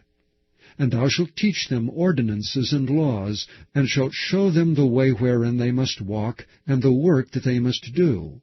Moreover, thou shalt provide out of all the people able men, such as fear God, men of truth, hating covetousness, and place such over them to be rulers of thousands, and rulers of hundreds, rulers of 50s, and rulers of 10s. And let them judge the people at all seasons. And it shall be that every great matter they shall bring unto thee, but every small matter they shall judge. So shall it be easier for thyself, and they shall bear the burdens with thee. If thou shalt do this thing, and God command thee so, then thou shalt be able to endure, and all this people shall also go to their place in peace.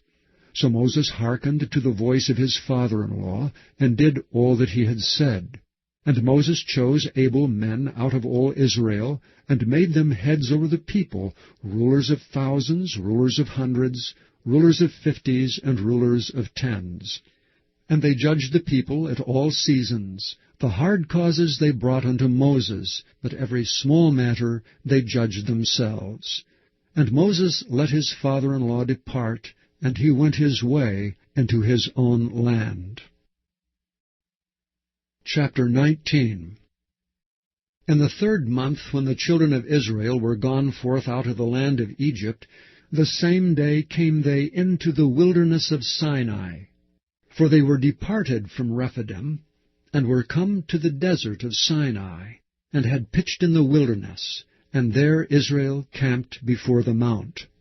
And Moses went up unto God, and the Lord called unto him out of the mountain, saying, Thus shalt thou say to the house of Jacob, and tell the children of Israel, Ye have seen what I did unto the Egyptians, and how I bare you on eagle's wings, and brought you unto myself.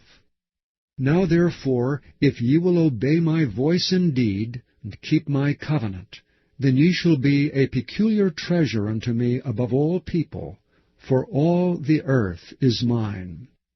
And ye shall be unto me a kingdom of priests, and an holy nation. These are the words which thou shalt speak unto the children of Israel. And Moses came and called for the elders of the people, and laid before their faces all these words which the Lord commanded him. And all the people answered together and said, All that the Lord hath spoken we will do. And Moses returned the words of the people unto the Lord. And the Lord said unto Moses, Lo, I come unto thee in a thick cloud, that the people may hear when I speak with thee, and believe thee forever. And Moses told the words of the people unto the Lord. And the Lord said unto Moses, Go unto the people, and sanctify them today and tomorrow, and let them wash their clothes, and be ready against the third day. For the third day the Lord will come down in the sight of the people upon Mount Sinai. And thou shalt set bounds unto the people round about, saying, Take heed to yourselves, that ye go not up into the mount, or touch the border of it. Whosoever toucheth the mount shall be surely put to death. There shall not be an hand touch it, but he shall surely be stoned or shot through. Whether it be beast or man, it shall not live. When the trumpet soundeth long, they shall come up to the mount. And Moses went down from the mount unto the people, and sanctified the people, and they washed their clothes. And he said unto the people, Be ready against the third day. Come not at your wives. And it came to pass on the third day in the morning, that there were thunders and lightnings, and a thick cloud upon the mount, and the voice of the trumpet exceeding loud, so that all the people that was in the camp trembled. And Moses brought forth the people out of the camp to meet with God. And they stood at the nether part of the mount. And Mount Sinai was altogether in a smoke, because the Lord descended upon it in fire. And the smoke thereof ascended as the smoke of a furnace, and the whole mount quaked greatly. And when the voice of the trumpet sounded long, and waxed louder and louder, Moses spake, and God answered him by a voice. And the Lord came down upon Mount Sinai, on the top of the mount, and the Lord called Moses up to the top of the mount, and Moses went up. And the Lord said unto Moses, Go down, charge the people, lest they break through unto the Lord to gaze, and many of them perish. And let the priests also which come near to the Lord sanctify themselves, lest the Lord break forth upon them. And Moses said unto the Lord, The people cannot come up to Mount Sinai, for thou chargedst us, saying, Set bounds about the mount, and sanctify it. And the Lord said unto him, Away, get thee down, and thou shalt come up, thou and Aaron with thee, but let not the priests and the people break through to come up unto the Lord, lest he break forth upon them. So Moses went down unto the people, and spake unto them. Chapter 20. And God spake all these words, saying, I am the Lord thy God, which have brought thee out of the land of Egypt, out of a house of bondage. Thou shalt have no other gods before me. Thou shalt not make unto thee any graven image, or any likeness of anything that is in heaven above, or that is in the earth beneath, or that is in the water under the earth. Thou shalt not bow down thyself to them, nor serve them. For I, the Lord thy God, am a jealous God, visiting the iniquity of the fathers upon the children unto the third and fourth generation of them that hate me, and showing mercy unto thousands of them that love me and keep my commandments. Thou shalt not take the name of the Lord thy God in vain, for the Lord will not hold him guiltless that taketh his name in vain. Remember the Sabbath day to keep it holy. 6 days shalt thou labor and do all thy work. But the 7th day is the Sabbath of the Lord thy God.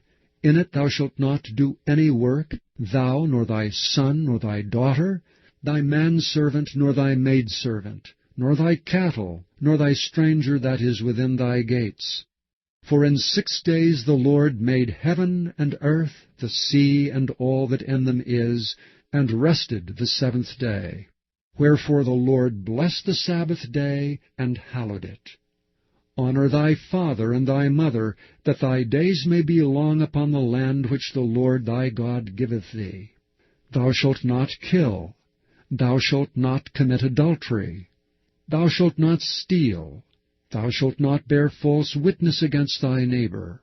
Thou shalt not covet thy neighbor's house. Thou shalt not covet thy neighbor's wife, nor his manservant, nor his maidservant, nor his ox, nor his ass, nor anything that is thy neighbor's. And all the people saw the thunderings and the lightnings, and the noise of the trumpet, and the mountain smoking. And when the people saw it, they removed and stood afar off. And they said unto Moses, Speak thou with us, and we will hear, but let not God speak with us, lest we die. And Moses said unto the people, Fear not, for God is come to prove you, and that his fear may be before your faces, that ye sin not. And the people stood afar off, and Moses drew near unto the thick darkness where God was. And the Lord said unto Moses, Thus thou shalt say unto the children of Israel, Ye have seen that I have talked with you from heaven. Ye shall not make with me gods of silver, neither shall ye make unto you gods of gold. An altar of earth thou shalt make unto me, and shalt sacrifice thereon thy burnt offerings and thy peace offerings, thy sheep and thine oxen. In all places where I record my name, I will come unto thee, and I will bless thee. And if thou wilt make me an altar of stone, thou shalt not build it of hewn stone. For if thou lift up thy tool upon it, thou hast polluted it. Neither shalt thou go up by steps unto mine altar, that thy nakedness be not discovered thereon. Chapter 21. Now these are the judgments which thou shalt set before them. If thou buy an Hebrew servant, 6 years he shall serve, and in the 7th he shall go out free for nothing. If he came in by himself, he shall go out by himself. If he were married, then his wife shall go out with him. If his master have given him a wife, and she have borne him sons or daughters, the wife and her children shall be her master's, and he shall go out by himself. And if thy servant shall plainly say, I love my master, my wife, and my children, I will not go out free, then his master shall bring him unto the judges. He shall also bring him to the door, or unto the doorpost, and his master shall bore his ear through with an awl, and he shall serve him forever. And if a man sell his daughter to be a maidservant, she shall not go out as the men's servants do. If she please not her master, who hath betrothed her to himself, then shall he let her be redeemed. To sell her unto a strange nation he shall have no power, seeing he hath dealt deceitfully with her. And if he hath betrothed her unto his son, he shall deal with her after the manner of daughters.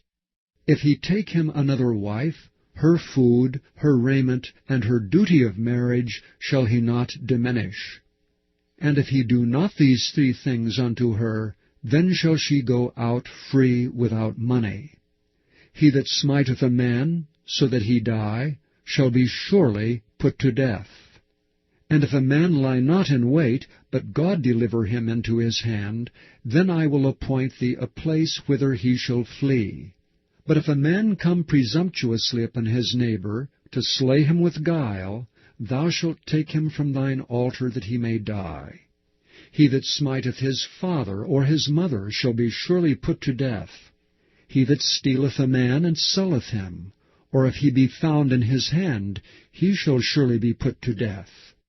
And he that curseth his father or his mother shall surely be put to death.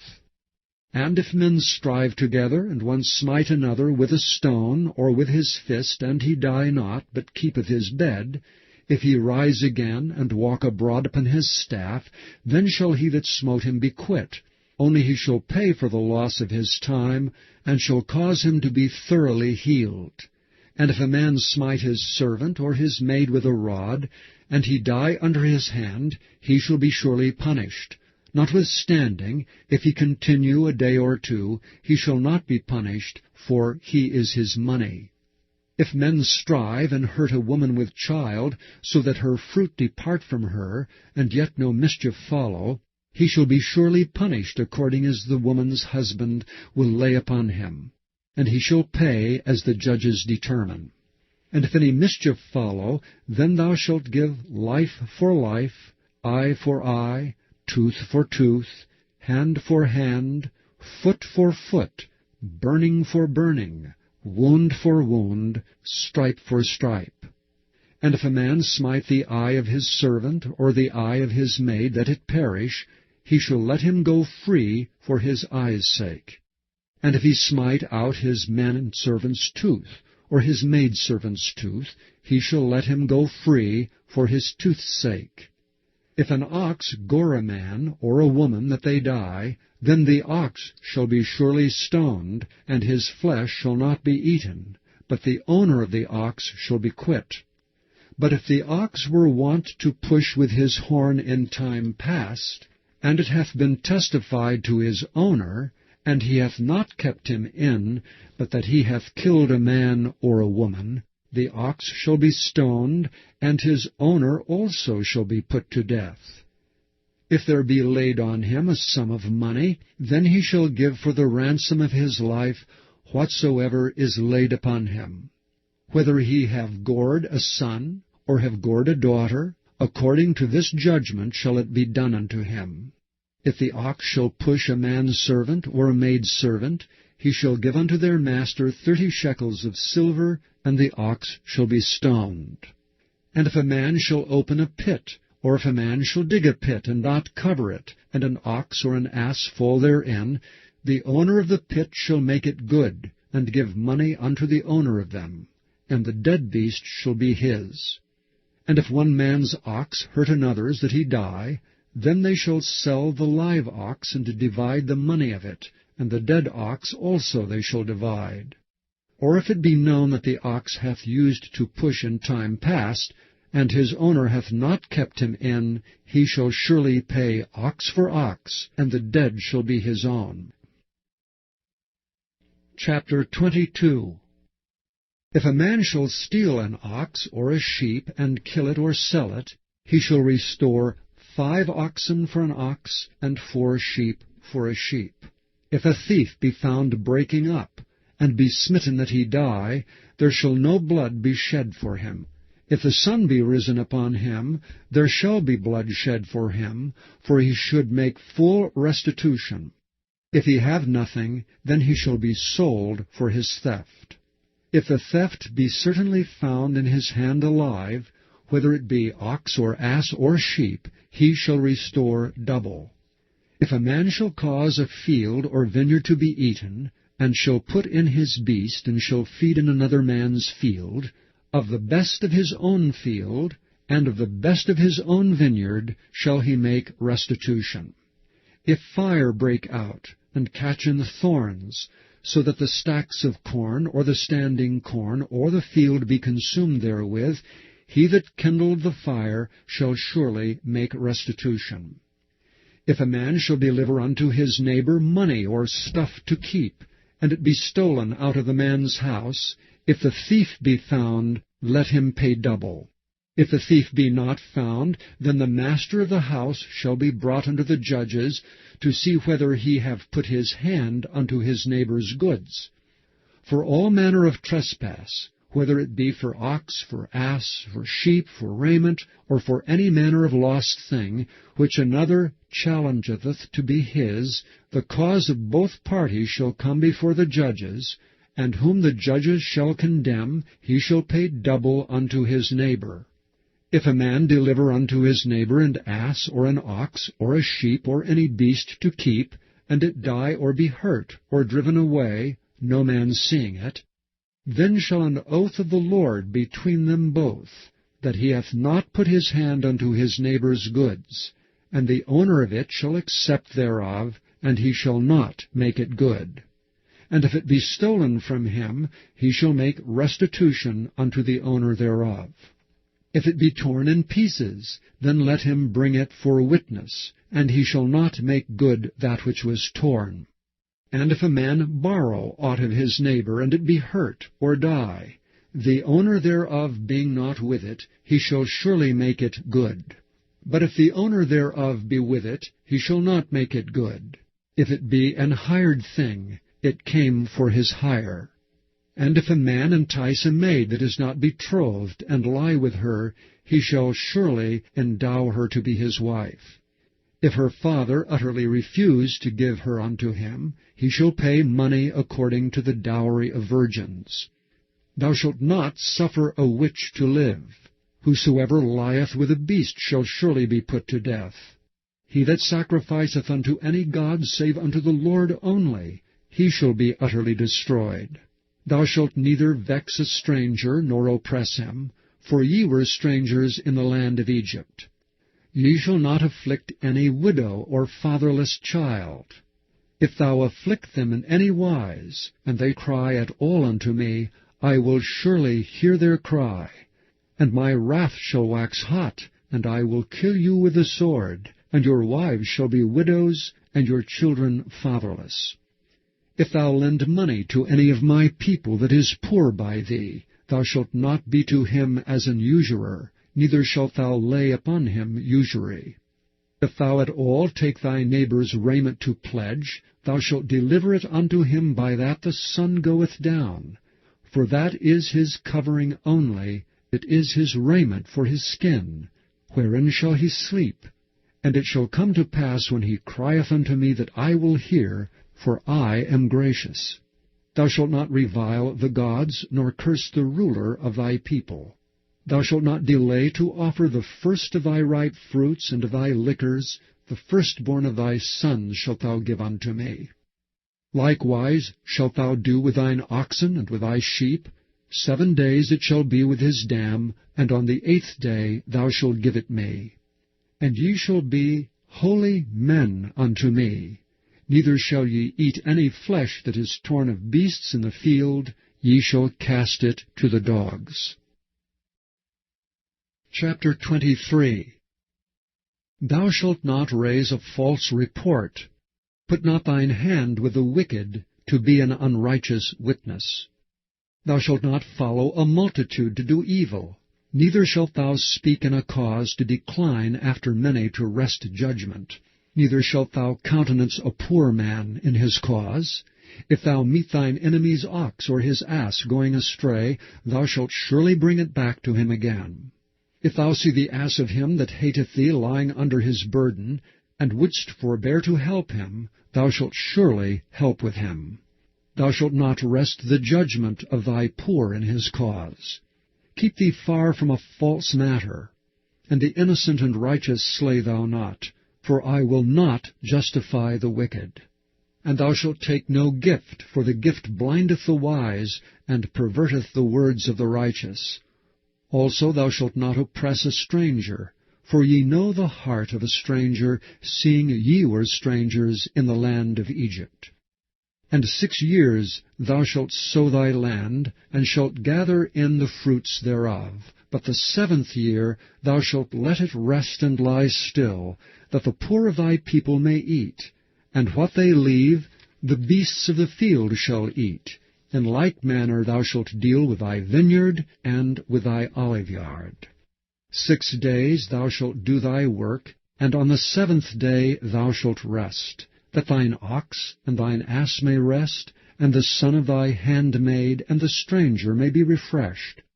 And in all things that I have said unto you, be circumspect, and make no mention of the name of other gods, neither let it be heard out of thy mouth. 3 times thou shalt keep a feast unto me in the year. Thou shalt keep the feast of unleavened bread. Thou shalt eat unleavened bread 7 days, as I commanded thee, in the time appointed of the month Abib. For in it thou camest out from Egypt, and none shall appear before me empty. And the feast of harvest, the firstfruits of thy labors which thou hast sown in the field.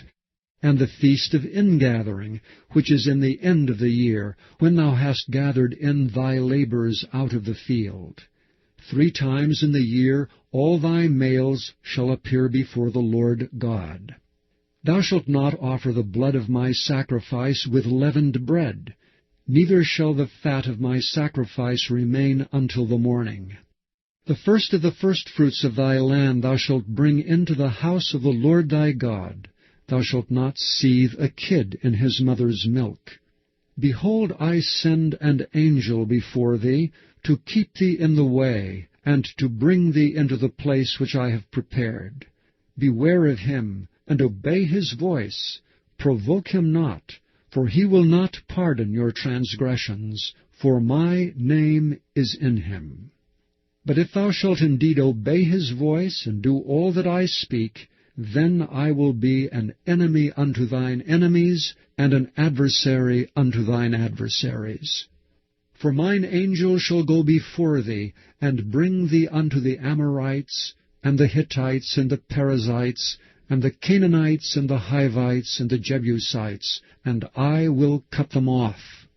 Thou shalt not bow down to their gods, nor serve them, nor do after their works, but thou shalt utterly overthrow them, and quite break down their images. And ye shall serve the Lord your God, and he shall bless thy bread and thy water, and I will take sickness away from the midst of thee. There shall nothing cast their young, nor be barren in thy land. The number of thy days I will fulfill. I will send my fear before thee, and will destroy all the people to whom thou shalt come, and I will make all thine enemies turn their backs unto thee. And I will send hornets before thee, which shall drive out the Hivite, the Canaanite, and the Hittite from before thee. And I will not drive them out from before thee in 1 year, lest the land become desolate, and the beast of the field multiply against thee. By little and little I will drive them out from before thee, until thou be increased and inherit the land. And I will set thy bounds from the Red Sea, even unto the sea of the Philistines, and from the desert unto the river. For I will deliver the inhabitants of the land into your hand, and thou shalt drive them out before thee. Thou shalt make no covenant with them, nor with their gods. They shall not dwell in thy land, lest they make thee sin against me. For if thou serve their gods, it will surely be a snare unto thee. Chapter 24. And he said unto Moses, Come up unto the Lord, thou and Aaron, Nadab and Abihu, and 70 of the elders of Israel, and worship ye afar off. And Moses alone shall come near the Lord, but they shall not come nigh, neither shall the people go up with him. And Moses came and told the people all the words of the Lord, and all the judgments. And all the people answered with one voice, and said, All the words which the Lord hath said we will do. And Moses wrote all the words of the Lord, and rose up early in the morning, and builded an altar under the hill, and 12 pillars, according to the 12 tribes of Israel. And he sent young men of the children of Israel, which offered burnt offerings, and sacrificed peace offerings of oxen unto the Lord. And Moses took half of the blood, and put it in basins, and half of the blood he sprinkled on the altar. And he took the book of the covenant, and read in the audience of the people. And they said, All that the Lord hath said, we will do, and be obedient. And Moses took the blood, and sprinkled it on the people, and said, Behold the blood of the covenant, which the Lord hath made with you concerning all these words. Then went up Moses, and Aaron, Nadab, and Abihu, and 70 of the elders of Israel. And they saw the God of Israel, and there was under his feet as it were a paved work of a sapphire stone, and as it were the body of heaven in his clearness. And upon the nobles of the children of Israel he laid not his hand. Also they saw God, and did eat and drink. And the Lord said unto Moses, Come up to me into the mount, and be there. And I will give thee tables of stone, and the law and commandments which I have written, that thou mayest teach them. And Moses rose up, and his minister Joshua, and Moses went up into the mount of God. And he said unto the elders, Tarry ye here for us, until we come again unto you. And behold, Aaron and Hur are with you. If any man have any matters to do, let him come unto them. And Moses went up into the mount, and a cloud covered the mount. And the glory of the Lord abode upon Mount Sinai, and the cloud covered it 6 days. And the 7th day he called unto Moses out of the midst of the cloud. And the sight of the glory of the Lord was like devouring fire on the top of the mount in the eyes of the children of Israel. And Moses went into the midst of the cloud, and gat him up into the mount. And Moses was in the mount 40 days and 40 nights. Chapter 25. And the Lord spake unto Moses, saying, Speak unto the children of Israel, that they bring me an offering. Of every man that giveth it willingly with his heart, ye shall take my offering. And this is the offering which ye shall take of them: gold, and silver, and brass, and blue, and purple, and scarlet, and fine linen, and goat's hair, and rams' skins dyed red, and badgers' skins, and shittim wood, oil for the light, spices for anointing oil, and for sweet incense, onyx stones, and stones to be set in the ephod and in the breastplate. And let them make me a sanctuary, that I may dwell among them. According to all that I show thee, after the pattern of the tabernacle and the pattern of all the instruments thereof, even so shall ye make it. And they shall make an ark of shittim wood. 2 cubits and a half shall be the length thereof, and 1 cubit and a half the breadth thereof, and 1 cubit and a half the height thereof. And thou shalt overlay it with pure gold. Within and without shalt thou overlay it, and shalt make upon it a crown of gold round about. And thou shalt cast 4 rings of gold for it, and put them in the 4 corners thereof. And 2 rings shall be in the one side of it, and 2 rings in the other side of it. And thou shalt make staves of shittim wood, and overlay them with gold. And thou shalt put the staves into the rings by the sides of the ark, that the ark may be borne with them. The stave shall be in the rings of the ark, they shall not be taken from it. And thou shalt put into the ark the testimony which I shall give thee. And thou shalt make a mercy seat of pure gold. 2 cubits and a half shall be the length thereof, and 1 cubit and a half the breadth thereof. And thou shalt make 2 cherubims of gold, of beaten work shalt thou make them, in the 2 ends of the mercy seat. And make 1 cherub on the one end, and the other cherub on the other end, even of the mercy seat shall ye make the cherubims on the 2 ends thereof. And the cherubim shall stretch forth their wings on high, covering the mercy seat with their wings, and their faces shall look one to another. Toward the mercy seat shall the faces of the cherubims be. And thou shalt put the mercy seat above upon the ark, and in the ark thou shalt put the testimony that I shall give thee. And there I will meet with thee, and I will commune with thee from above the mercy seat, from between the 2 cherubims which are upon the ark of the testimony, of all things which I will give thee in commandment unto the children of Israel. Thou shalt also make a table of shittim wood. 2 cubits shall be the length thereof, and 1 cubit the breadth thereof, and 1 cubit and a half the height thereof. And thou shalt overlay it with pure gold, and make thereto a crown of gold round about. And thou shalt make unto it a border of an hand breadth round about, and thou shalt make a golden crown to the border thereof round about.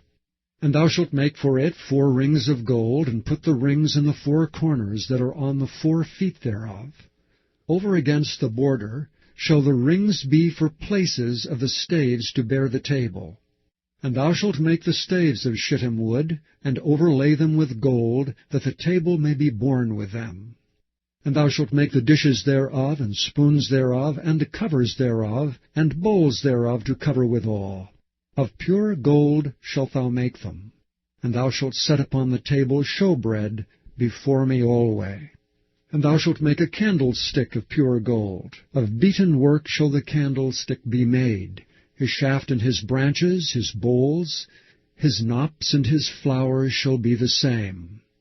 And 6 branches shall come out of the sides of it, 3 branches of the candlestick out of the one side, and 3 branches of the candlestick out of the other side. 3 bowls made like unto almonds, with a knop and a flower in one branch, and 3 bowls made like almonds in the other branch, with a knop and a flower. So in the 6 branches that come out of the candlestick. And in the candlestick shall be 4 bowls made like unto almonds, with their knops and their flowers. And there shall be a knop under 2 branches of the same, and a knop under 2 branches of the same, and a knop under 2 branches of the same, according to the 6 branches that proceed out of the candlestick. Their knops and their branches shall be of the same. All it shall be 1 beaten work of pure gold. And thou shalt make the 7 lamps thereof, and they shall light the lamps thereof, that they may give light over against it. And the tongs thereof, and the snuff dishes thereof shall be of pure gold. Of a talent of pure gold shall he make it, with all these vessels. And look that thou make them after their pattern, which was showed thee in the mount. Chapter 26. Moreover thou shalt make the tabernacle with 10 curtains of fine twined linen, and blue, and purple, and scarlet, with cherubims of cunning work shalt thou make them. The length of one curtain shall be 28 cubits, and the breadth of one curtain 4 cubits, and every one of the curtains shall have one measure. The 5 curtains shall be coupled together one to another, and other 5 curtains shall be coupled one to another. And thou shalt make loops of blue upon the edge of the one curtain from the selvage in the coupling, and likewise shalt thou make in the uttermost edge of another curtain in the coupling of the second. 50 loops shalt thou make in the one curtain, and 50 loops shalt thou make in the edge of the curtain that is in the coupling of the second, that the loops may take hold one of another. And thou shalt make 50 taches of gold, and couple the curtains together with the taches, and it shall be one tabernacle. And thou shalt make curtains of goat's hair to be a covering upon the tabernacle. 11 curtains shalt thou make. The length of one curtain shall be 30 cubits, and the breadth of one curtain 4 cubits, and the 11 curtains shall be all of one measure. And thou shalt couple 5 curtains by themselves, and 6 curtains by themselves, and shalt double the 6th curtain in the forefront of the tabernacle. And thou shalt make 50 loops on the edge of the one curtain that is outmost in the coupling, and 50 loops in the edge of the curtain which coupleth the second. And thou shalt make 50 taches of brass, and put the taches into the loops, and couple the tent together, that it may be one. And the remnant that remaineth of the curtains of the tent, the half curtain that remaineth shall hang over the backside of the tabernacle. And a cubit on the one side, and a cubit on the other side of that which remaineth in the length of the curtains of the tent, it shall hang over the sides of the tabernacle on this side and on that side to cover it. And thou shalt make a covering for the tent of ram's skins dyed red, and a covering above of badger's skins. And thou shalt make boards for the tabernacle of shittim wood standing up. 10 cubits shall be the length of a board, and a cubit and a half shall be the breadth of one board. 2 tenons shall there be in one board, set in order one against another. Thus shalt thou make for all the boards of the tabernacle. And thou shalt make the boards for the tabernacle, 20 boards on the south side southward. And thou shalt make 40 sockets of silver under the 20 boards, 2 sockets under one board for his 2 tenons, and 2 sockets under another board for his 2 tenons. And for the second side of the tabernacle, on the north side, there shall be 20 boards. And there 40 sockets of silver, 2 sockets under one board, and 2 sockets under another board. And for the sides of the tabernacle westward thou shalt make 6 boards, and 2 boards shalt thou make for the corners of the tabernacle in the 2 sides. And they shall be coupled together beneath, and they shall be coupled together above the head of it unto one ring. Thus shall it be for them both. They shall be for the 2 corners. And they shall be 8 boards, and their sockets of silver, 16 sockets, 2 sockets under one board, and 2 sockets under another board. And thou shalt make bars of shittim wood, 5 for the boards of one side of the tabernacle, and 5 bars for the boards of the other side of the tabernacle, and 5 bars for the boards of the side of the tabernacle, for the 2 sides westward. And the middle bar in the midst of the boards shall reach from end to end. And thou shalt overlay the boards with gold, and make their rings of gold for places for the bars. And thou shalt overlay the bars with gold. And thou shalt rear up the tabernacle according to the fashion thereof which was showed thee in the mount. And thou shalt make a veil of blue and purple and scarlet and fine twined linen of cunning work, with cherubims shall it be made. And thou shalt hang it upon 4 pillars of shittim wood overlaid with gold. Their hooks shall be of gold upon the 4 sockets of silver. And thou shalt hang up the veil under the taches, that thou mayest bring in thither within the veil the ark of the testimony. And the veil shall divide unto you between the holy place and the most holy. And thou shalt put the mercy seat upon the ark of the testimony in the most holy place.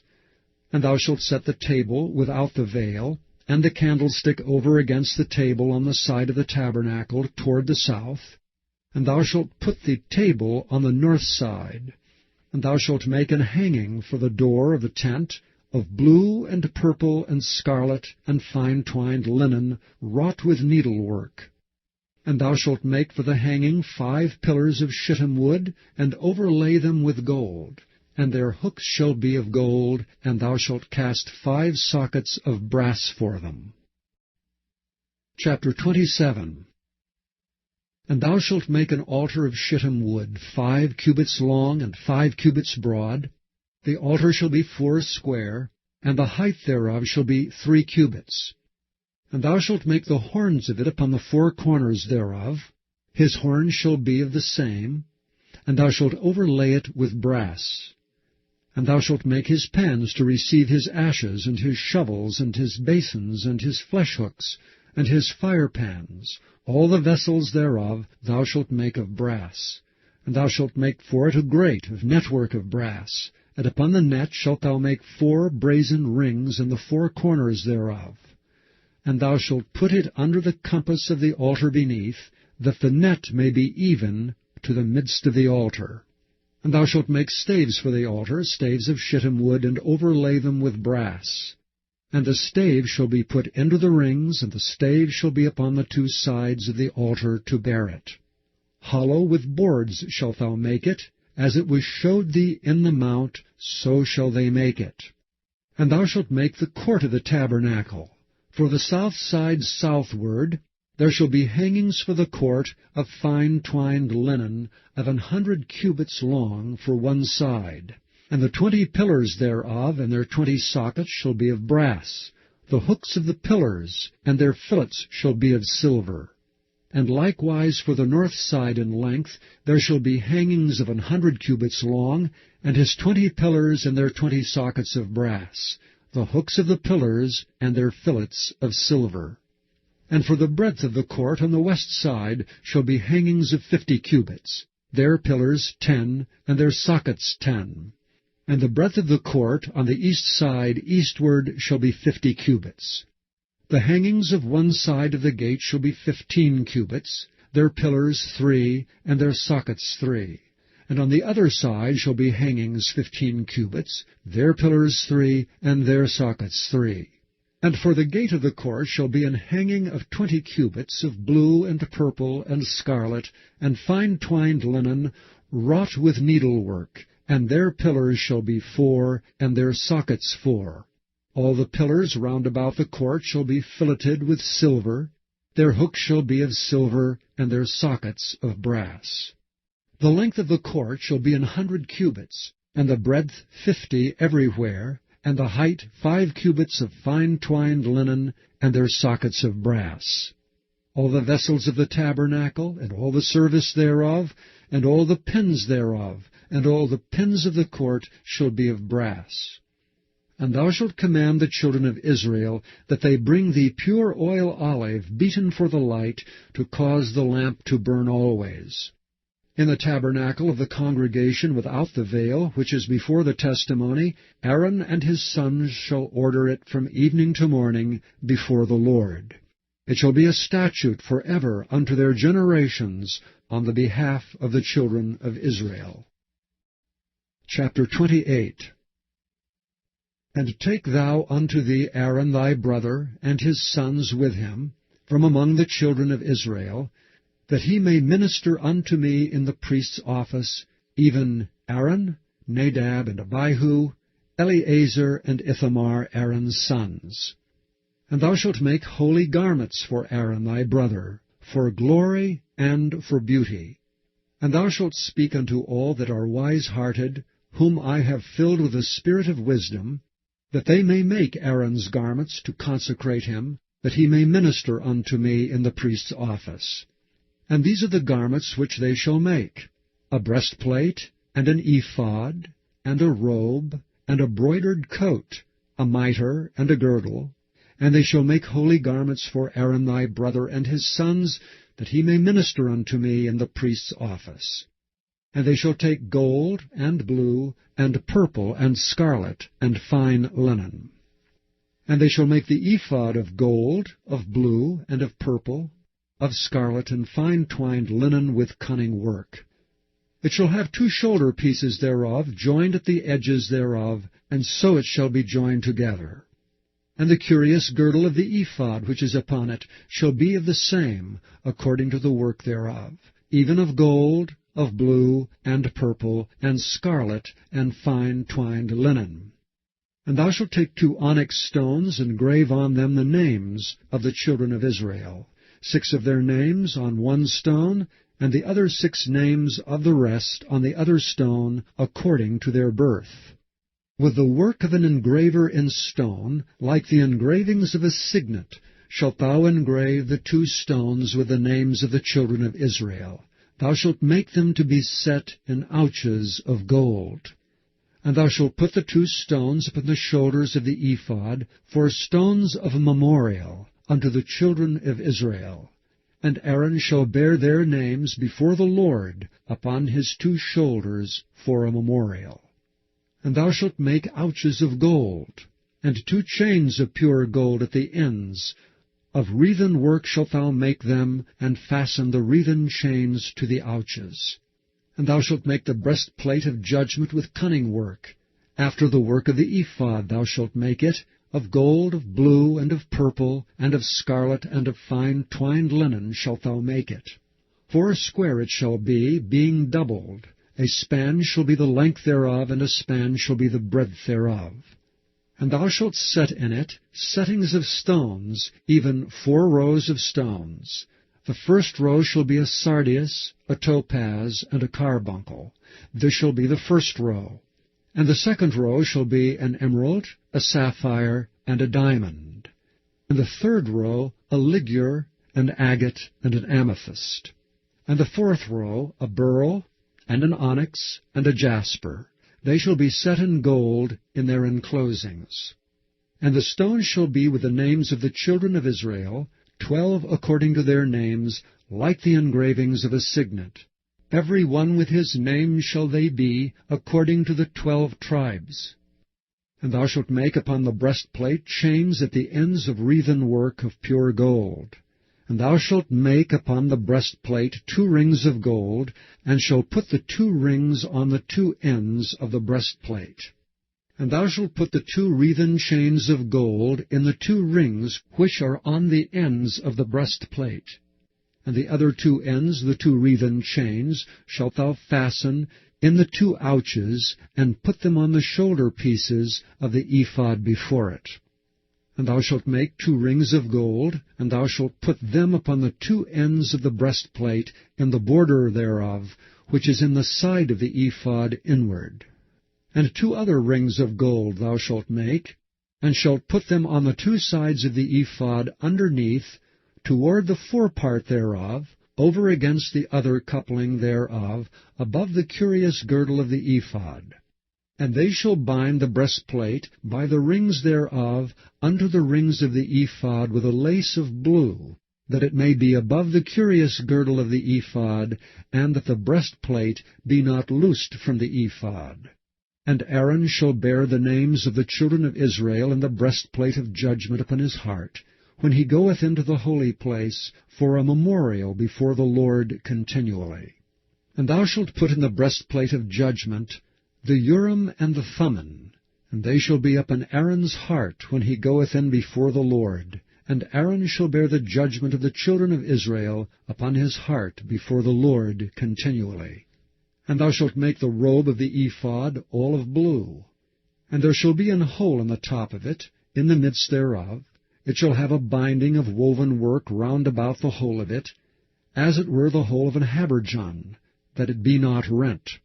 And beneath upon the hem of it thou shalt make pomegranates of blue, and of purple, and of scarlet, round about the hem thereof, and bells of gold between them round about, a golden bell and a pomegranate, a golden bell and a pomegranate, upon the hem of the robe round about. And it shall be upon Aaron to minister, and his sound shall be heard when he goeth in unto the holy place before the Lord, and when he cometh out, that he die not. And thou shalt make a plate of pure gold, and grave upon it, like the engravings of a signet, Holiness to the Lord. And thou shalt put it on a blue lace, that it may be upon the mitre, upon the forefront of the mitre it shall be. And it shall be upon Aaron's forehead, that Aaron may bear the iniquity of the holy things, which the children of Israel shall hallow in all their holy gifts. And it shall be always upon his forehead, that they may be accepted before the Lord. And thou shalt embroider the coat of fine linen, and thou shalt make the mitre of fine linen, and thou shalt make the girdle of needlework. And for Aaron's sons thou shalt make coats, and thou shalt make for them girdles, and bonnets shalt thou make for them, for glory and for beauty. And thou shalt put them upon Aaron thy brother, and his sons with him, and shalt anoint them, and consecrate them, and sanctify them, that they may minister unto me in the priest's office. And thou shalt make them linen breeches to cover their nakedness, from the loins even unto the thighs they shall reach.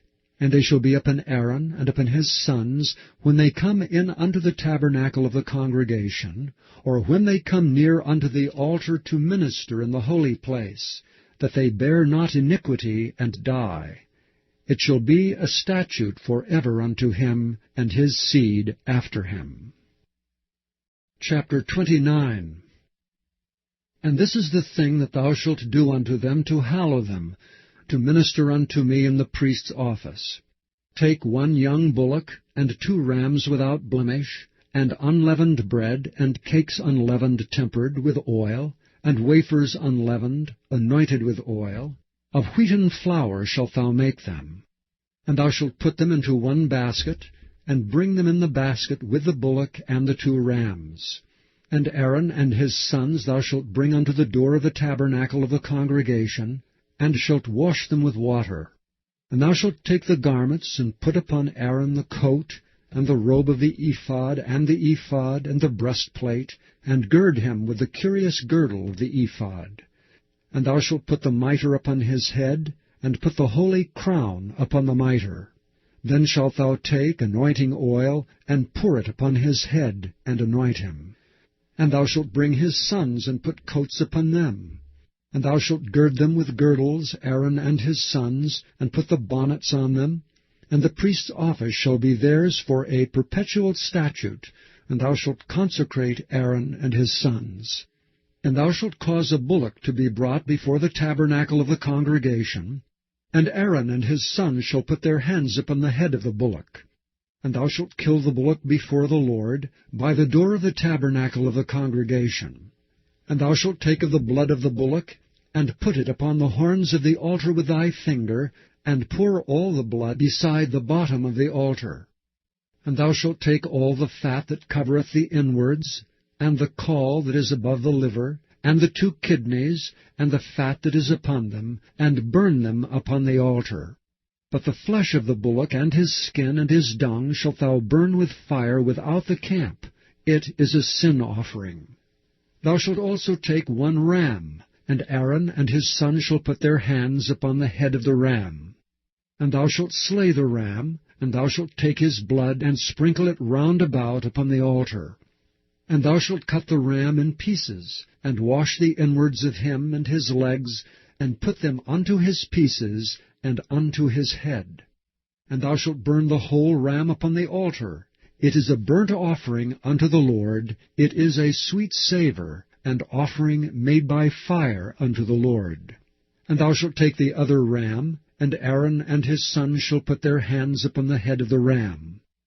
Then shalt thou kill the ram, and take of his blood, and put it upon the tip of the right ear of Aaron, and upon the tip of the right ear of his sons, and upon the thumb of their right hand, and upon the great toe of their right foot, and sprinkle the blood upon the altar round about. And thou shalt take of the blood that is upon the altar, and of the anointing oil, and sprinkle it upon Aaron, and upon his garments, and upon his sons, and upon the garments of his sons with him. And he shall be hallowed, and his garments, and his sons' garments with him. Also thou shalt take of the ram the fat, and the rump, and the fat that covereth the inwards, and the caul above the liver, and the 2 kidneys, and the fat that is upon them, and the right shoulder, for it is a ram of consecration, and 1 loaf of bread, and 1 cake of oiled bread, and 1 wafer out of the basket of the unleavened bread that is before the Lord. And thou shalt put all in the hands of Aaron, and in the hands of his sons, and shalt wave them for a wave offering before the Lord. And thou shalt receive them of their hands, and burn them upon the altar for a burnt offering, for a sweet savour before the Lord. It is an offering made by fire unto the Lord. And thou shalt take the breast of the ram of Aaron's consecration, and wave it for a wave offering before the Lord, and it shall be thy part. And thou shalt sanctify the breast of the wave offering, and the shoulder of the heave offering, which is waved, and which is heaved up, of the ram of the consecration, even of that which is for Aaron, and of that which is for his sons. And it shall be Aaron's and his sons by a statute forever from the children of Israel. For it is an heave offering, and it shall be an heave offering from the children of Israel of the sacrifice of their peace offerings, even their heave offering unto the Lord. And the holy garments of Aaron shall be his sons after him, to be anointed therein, and to be consecrated in them. And that son that is priest in his stead shall put them on 7 days, when he cometh into the tabernacle of the congregation, to minister in the holy place. And thou shalt take the ram of the consecration, and seethe his flesh in the holy place. And Aaron and his sons shall eat the flesh of the ram, and the bread that is in the basket by the door of the tabernacle of the congregation. And they shall eat those things wherewith the atonement was made, to consecrate and to sanctify them. But a stranger shall not eat thereof, because they are holy. And if aught of the flesh of the consecrations, or of the bread remain unto the morning, then thou shalt burn the remainder with fire. It shall not be eaten, because it is holy. And thus shalt thou do unto Aaron, and to his sons, according to all things which I have commanded thee. 7 days shalt thou consecrate them. And thou shalt offer every day a bullock for a sin offering for atonement. And thou shalt cleanse the altar, when thou hast made an atonement for it, and thou shalt anoint it to sanctify it. 7 days thou shalt make an atonement for the altar, and sanctify it, and it shall be an altar most holy. Whatsoever toucheth the altar shall be holy. Now this is that which thou shalt offer upon the altar, 2 lambs of the first year, day by day, continually. The 1 lamb thou shalt offer in the morning, and the other lamb thou shalt offer at even. And with the 1 lamb 1/10 deal of flour mingled with the 4th part of an hin of beaten oil, and the 4th part of an hin of wine for a drink offering. And the other lamb thou shalt offer at even, and shalt do thereto according to the meat offering of the morning, and according to the drink offering thereof, for a sweet savour, and offering made by fire unto the Lord. This shall be a continual burnt offering throughout your generations at the door of the tabernacle of the congregation before the Lord, where I will meet you to speak there unto thee. And there I will meet with the children of Israel, and the tabernacle shall be sanctified by my glory. And I will sanctify the tabernacle of the congregation and the altar. I will sanctify also both Aaron and his sons to minister to me in the priest's office. And I will dwell among the children of Israel, and will be their God. And they shall know that I am the Lord their God, that brought them forth out of the land of Egypt, that I may dwell among them. I am the Lord their God. Chapter 30. And thou shalt make an altar to burn incense upon. Of shittim wood shalt thou make it. A cubit shall be the length thereof, and a cubit the breadth thereof. 4 square shall it be, and 2 cubits shall be the height thereof. The horns thereof shall be of the same. And thou shalt overlay it with pure gold, the top thereof, and the sides thereof round about, and the horns thereof. And thou shalt make unto it a crown of gold round about. And 2 golden rings shalt thou make to it under the crown of it. By the 2 corners thereof, upon the 2 sides of it shalt thou make it, and they shall be for places for the staves to bear it withal. And thou shalt make the staves of shittim wood, and overlay them with gold. And thou shalt put it before the veil, that is by the ark of the testimony, before the mercy seat that is over the testimony, where I will meet with thee. And Aaron shall burn thereon sweet incense every morning. When he dresseth the lamps, he shall burn incense upon it. And when Aaron lighteth the lamps at even, he shall burn incense upon it, a perpetual incense before the Lord throughout your generations. Ye shall offer no strange incense thereon, nor burnt sacrifice, nor meat offering, neither shall ye pour drink offering thereon. And Aaron shall make an atonement upon the horns of it once in a year with the blood of the sin offering of atonements. Once in the year shall he make atonement upon it throughout your generations. It is most holy unto the Lord. And the Lord spake unto Moses, saying, When thou takest the sum of the children of Israel after their number, then shall they give every man a ransom for his soul unto the Lord, when thou numberest them, that there be no plague among them when thou numberest them.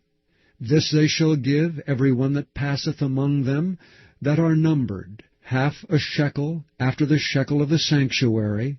A shekel is 20 gerahs, and half shekel shall be the offering of the Lord. Every one that passeth among them that are numbered from 20 years old and above shall give an offering unto the Lord. The rich shall not give more, and the poor shall not give less than half a shekel, when they give an offering unto the Lord, to make an atonement for your souls. And thou shalt take the atonement money of the children of Israel, and shalt appoint it for the service of the tabernacle of the congregation, that it may be a memorial unto the children of Israel before the Lord, to make an atonement for your souls. And the Lord spake unto Moses, saying, Thou shalt also make a laver of brass, and his foot also of brass, to wash withal. And thou shalt put it between the tabernacle of the congregation and the altar, and thou shalt put water therein. For Aaron and his sons shall wash their hands and their feet thereat. When they go into the tabernacle of the congregation, they shall wash with water, that they die not, or when they come near to the altar to minister to burn offering made by fire unto the Lord. So they shall wash their hands and their feet, that they die not. And it shall be a statute forever to them, even to him and to his seed throughout their generations. Moreover the Lord spake unto Moses, saying, Take thou also unto thee principal spices of pure myrrh, 500 shekels, and of sweet cinnamon half so much, even 250 shekels, and of sweet calamus 250 shekels, and of cassia 500 shekels, after the shekel of the sanctuary, and of oil olive an hin. And thou shalt make it an oil of holy ointment, an ointment compound, after the art of the apothecary. It shall be an holy anointing oil. And thou shalt anoint the tabernacle of the congregation therewith, and the ark of the testimony, and the table and all his vessels, and the candlestick and his vessels, and the altar of incense, and the altar of burnt offering with all his vessels, and the laver and his foot. And thou shalt sanctify them, that they may be most holy. Whatsoever toucheth them shall be holy. And thou shalt anoint Aaron and his sons, and consecrate them, that they may minister unto me in the priest's office. And thou shalt speak unto the children of Israel, saying, This shall be an holy anointing oil unto me throughout your generations. Upon man's flesh shall it not be poured, neither shall ye make any other like it, after the composition of it. It is holy, and it shall be holy unto you. Whosoever compoundeth any like it, or whosoever putteth any of it upon a stranger, shall even be cut off from his people. And the Lord said unto Moses, Take unto thee sweet spices, stacte, and onycha, and galbanum, these sweet spices with pure frankincense. Of each shall there be a like weight.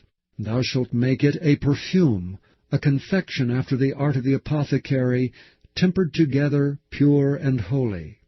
Thou shalt beat some of it very small, and put of it before the testimony in the tabernacle of the congregation, where I will meet with thee. It shall be unto you most holy. And as for the perfume which thou shalt make, ye shall not make to yourselves according to the composition thereof. It shall be unto thee holy for the Lord.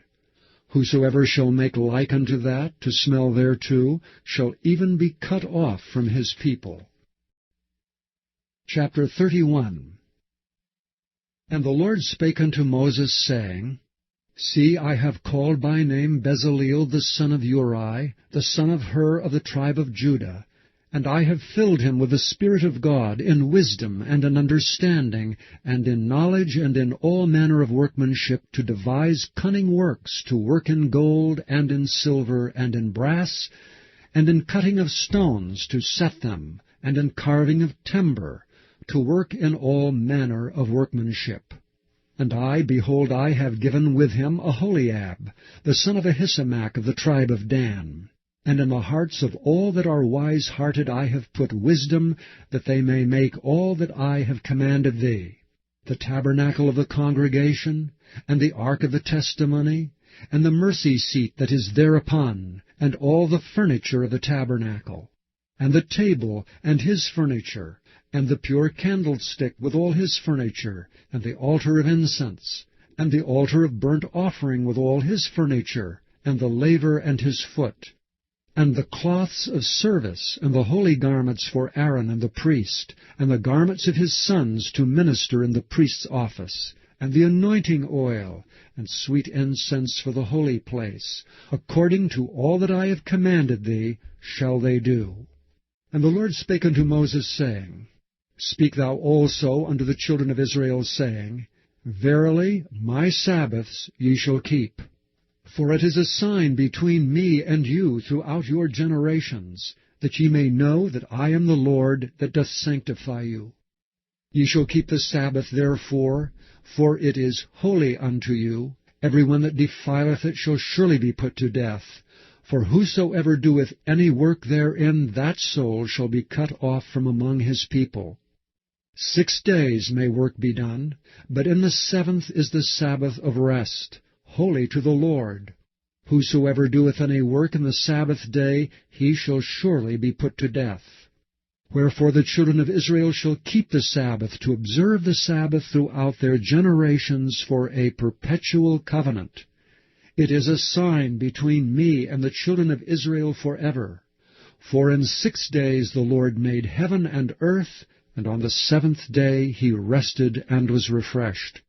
And he gave unto Moses, when he had made an end of communing with him upon Mount Sinai, 2 tables of testimony, tables of stone, written with the finger of God. Chapter 32. And when the people saw that Moses delayed to come down out of the mount, the people gathered themselves together unto Aaron, and said unto him, Up, make us gods which shall go before us, for as for this Moses, the man that brought us up out of the land of Egypt, we wot not what is become of him. And Aaron said unto them, Break off the golden earrings which are in the ears of your wives, of your sons, and of your daughters, and bring them unto me. And all the people brake off the golden earrings which were in their ears, and brought them unto Aaron. And he received them at their hand, and fashioned it with a graving tool, after he had made it a molten calf. And they said, These be thy gods, O Israel, which brought thee up out of the land of Egypt. And when Aaron saw it, he built an altar before it, and Aaron made proclamation, and said, Tomorrow is a feast to the Lord. And they rose up early on the morrow, and offered burnt offerings, and brought peace offerings, and the people sat down to eat and drink, and rose up to play. And the Lord said unto Moses, Go, get thee down, for thy people which thou broughtest out of the land of Egypt have corrupted themselves. They have turned aside quickly out of the way which I commanded them. They have made them a molten calf, and have worshipped it, and have sacrificed thereunto, and said, These be thy gods, O Israel, which have brought thee up out of the land of Egypt. And the Lord said unto Moses, I have seen this people, and behold, it is a stiff-necked people. Now therefore let me alone, that my wrath may wax hot against them, and that I may consume them, and I will make of thee a great nation. And Moses besought the Lord his God, and said, Lord, why doth thy wrath wax hot against thy people, which thou hast brought forth out of the land of Egypt with great power, and with a mighty hand? Wherefore should the Egyptians speak and say, For mischief did he bring them out, to slay them in the mountains, and to consume them from the face of the earth? Turn from thy fierce wrath, and repent of this evil against thy people. Remember Abraham, Isaac, and Israel, thy servants, to whom thou swarest by thine own self, and saidst unto them, I will multiply your seed as the stars of heaven, and all this land that I have spoken of will I give unto your seed, and they shall inherit it forever. And the Lord repented of the evil which he thought to do unto his people. And Moses turned and went down from the mount, and the 2 tables of the testimony were in his hand. The tables were written on both their sides, on the one side and on the other were they written. And the tables were the work of God, and the writing was the writing of God graven upon the tables. And when Joshua heard the noise of the people as they shouted, he said unto Moses, There is a noise of war in the camp. And he said, It is not the voice of them that shout for mastery, neither it is the voice of them that cry for being overcome, but the noise of them that sing do I hear. And it came to pass, as soon as he came nigh unto the camp, that he saw the calf, and the dancing, and Moses' anger waxed hot, and he cast the tables out of his hands, and brake them beneath the mount. And he took the calf which they had made, and burnt it in the fire, and ground it to powder, and strawed it upon the water, and made the children of Israel drink of it. And Moses said unto Aaron, What did this people unto thee, that thou hast brought so great a sin upon them? And Aaron said, Let not the anger of my Lord wax hot. Thou knowest the people, that they are set on mischief. For they said unto me, Make us gods which shall go before us. As for this Moses, the man that brought us up out of the land of Egypt, we wot not what is become of him. And I said unto them, Whosoever hath any gold, let them break it off. So they gave it me, then I cast it into the fire, and there came out this calf. And when Moses saw that the people were naked, for Aaron had made them naked unto their shame among their enemies, then Moses stood up in the gate of the camp, and said, Who is on the Lord's side? Let him come unto me. And all the sons of Levi gathered themselves together unto him. And he said unto them, Thus saith the Lord God of Israel, Put every man his sword by his side, and go in and out from gate to gate throughout the camp, and slay every man his brother, and every man his companion, and every man his neighbor. And the children of Levi did according to the word of Moses, and there fell of the people that day about 3,000 men. For Moses had said, Consecrate yourselves today to the Lord, every man upon his son, and upon his brother, that he may bestow upon you a blessing this day. And it came to pass on the morrow that Moses said unto the people, Ye have sinned a great sin. And now I will go up unto the Lord. Peradventure I shall make an atonement for your sin. And Moses returned unto the Lord, and said, O this people have sinned a great sin, and have made them gods of gold. Yet now if thou wilt forgive their sin, and if not, blot me, I pray thee, out of thy book which thou hast written. And the Lord said unto Moses, Whosoever hath sinned against me, him will I blot out of my book. Therefore now go, lead the people unto the place of which I have spoken unto thee. Behold, mine angel shall go before thee. Nevertheless in the day when I visit, I will visit their sin upon them. And the Lord plagued the people, because they made the calf which Aaron made. Chapter 33. And the Lord said unto Moses, Depart, and go up hence, thou and the people which thou hast brought up out of the land of Egypt, unto the land which I swear unto Abraham, to Isaac, and to Jacob, saying, Unto thy seed will I give it. And I will send an angel before thee, and I will drive out the Canaanite, the Amorite, and the Hittite, and the Perizzite, the Hivite, and the Jebusite, unto a land flowing with milk and honey. For I will not go up in the midst of thee, for thou art a stiff-necked people, lest I consume thee in the way. And when the people heard these evil tidings, they mourned, and no man did put on him his ornaments. For the Lord had said unto Moses, Say unto the children of Israel, Ye are a stiff-necked people. I will come up into the midst of thee in a moment, and consume thee. Therefore now put off thy ornaments from thee, that I may know what to do unto thee. And the children of Israel stripped themselves of their ornaments by the Mount Horeb. And Moses took the tabernacle, and pitched it without the camp, afar off from the camp, and called it the tabernacle of the congregation. And it came to pass that every one which sought the Lord went out unto the tabernacle of the congregation, which was without the camp. And it came to pass, when Moses went out into the tabernacle, that all the people rose up and stood every man at his tent door, and looked after Moses until he was gone into the tabernacle. And it came to pass, as Moses entered into the tabernacle, the cloudy pillar descended, and stood at the door of the tabernacle, and the Lord talked with Moses. And all the people saw the cloudy pillar stand at the tabernacle door, and all the people rose up and worshipped, every man in his tent door. And the Lord spake unto Moses face to face, as a man speaketh unto his friend.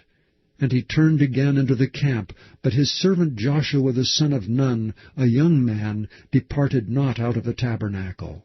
And Moses said unto the Lord, See, thou sayest unto me, Bring up this people, and thou hast not let me know whom thou wilt send with me. Yet thou hast said, I know thee by name, and thou hast also found grace in my sight. Now therefore I pray thee, if I have found grace in thy sight, show me now the way that I may know thee, that I may find grace in thy sight, and consider that this nation is thy people. And he said, My presence shall go with thee, and I will give thee rest. And he said unto him, If thy presence go not with me, carry us not up hence. For wherein shall it be known here that I and thy people have found grace in thy sight? Is it not in that thou goest with us? So shall we be separated, I and thy people, from all the people that are upon the face of the earth. And the Lord said unto Moses, I will do this thing also that thou hast spoken, for thou hast found grace in my sight, and I know thee by name. And he said, I beseech thee, show me thy glory. And he said, I will make all my goodness pass before thee, and I will proclaim the name of the Lord before thee, and will be gracious to whom I will be gracious, and will show mercy on whom I will show mercy. And he said, Thou canst not see my face, for there shall no man see me and live. And the Lord said, Behold, there is a place by me, and thou shalt stand upon a rock. And it shall come to pass, while my glory passeth by, that I will put thee in a cleft of the rock, and will cover thee with my hand while I pass by. And I will take away mine hand, and thou shalt see my back parts, but my face shall not be seen. Chapter 34. And the Lord said unto Moses, Hew thee 2 tables of stone like unto the first, and I will write upon these tables the words that were in the first tables which thou breakest. And be ready in the morning, and come up in the morning unto Mount Sinai, and present thyself there to me in the top of the mount. And no man shall come up with thee, neither let any man be seen throughout all the mount. Neither let the flocks nor herds feed before that mount.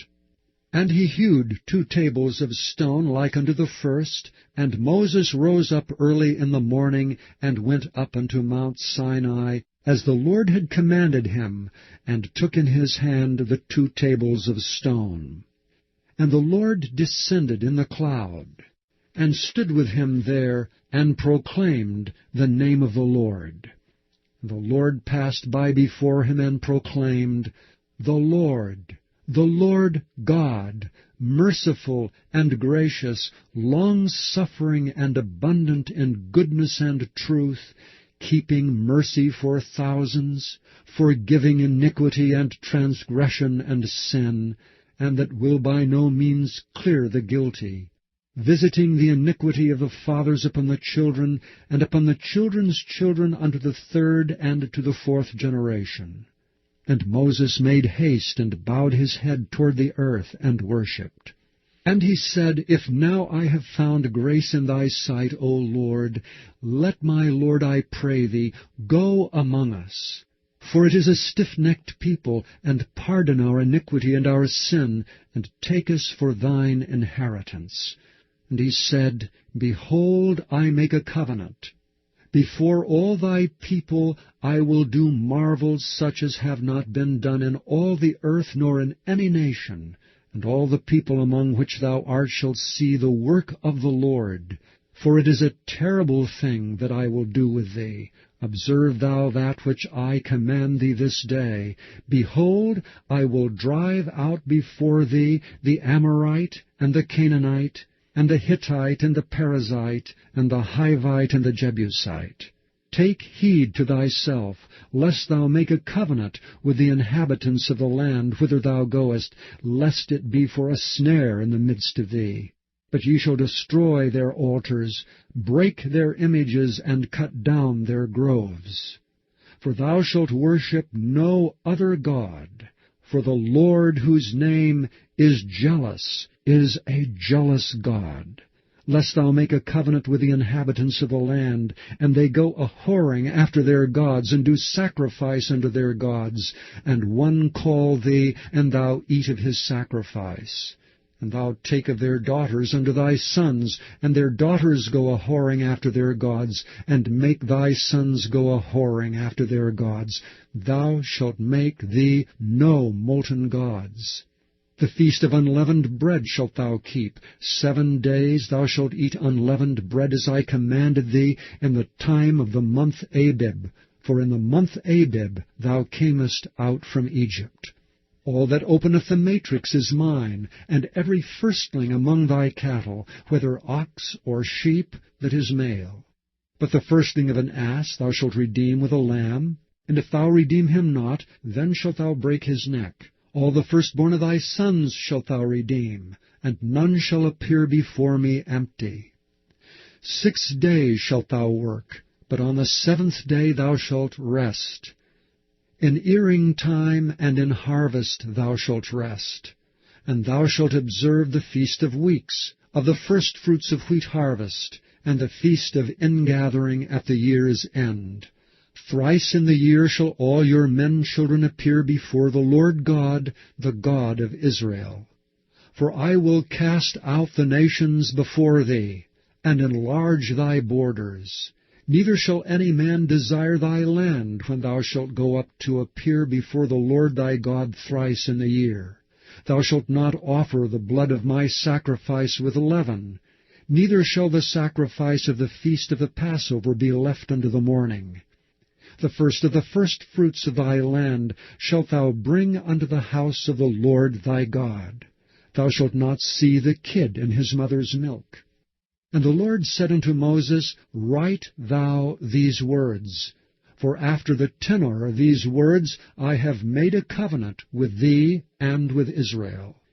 And he was there with the Lord 40 days and 40 nights. He did neither eat bread nor drink water, and he wrote upon the tables the words of the covenant, the 10 commandments. And it came to pass, when Moses came down from Mount Sinai, with the 2 tables of testimony in Moses' hand, when he came down from the mount, that Moses wist not that the skin of his face shone while he talked with him. And when Aaron and all the children of Israel saw Moses, behold, the skin of his face shone, and they were afraid to come nigh him. And Moses called unto them, and Aaron, and all the rulers of the congregation returned unto him, and Moses talked with them. And afterward all the children of Israel came nigh, and he gave them in commandment all that the Lord had spoken with him in Mount Sinai. And till Moses had done speaking with them, he put a veil on his face. But when Moses went in before the Lord to speak with him, he took the veil off until he came out. And he came out and spake unto the children of Israel that which he was commanded. And the children of Israel saw the face of Moses, that the skin of Moses' face shone. And Moses put the veil upon his face again, until he went in to speak with him. Chapter 35. And Moses gathered all the congregation of the children of Israel together, and said unto them, These are the words which the Lord hath commanded, that ye should do them. 6 days shall work be done, but on the 7th day there shall be to you an holy day, a Sabbath of rest to the Lord. Whosoever doeth work therein shall be put to death. Ye shall kindle no fire throughout your habitations upon the Sabbath day. And Moses spake unto all the congregation of the children of Israel, saying, This is the thing which the Lord commanded, saying, Take ye from among you an offering unto the Lord. Whosoever is of a willing heart, let him bring it, an offering of the Lord, gold and silver and brass, and blue and purple and scarlet and fine linen and goat's hair, and rams' skins dyed red, and badgers' skins and shittim wood, and oil for the light, and spices for anointing oil and for the sweet incense, and onyx stones and stones to be set for the ephod and for the breastplate. And every wise-hearted among you shall come, and make all that the Lord hath commanded: the tabernacle, his tent, and his covering, his taches and his boards, his bars, his pillars and his sockets, the ark and the staves thereof, with the mercy seat and the veil of the covering, the table and his staves, and all his vessels, and the showbread, the candlestick also for the light, and his furniture and his lamps, with the oil for the light, and the incense altar, and his staves, and the anointing oil, and the sweet incense, and the hanging for the door at the entering in of the tabernacle, the altar of burnt offering, with his brazen grate, his staves, and all his vessels, the laver and his foot, the hangings of the court, his pillars and their sockets, and the hanging for the door of the court, the pins of the tabernacle,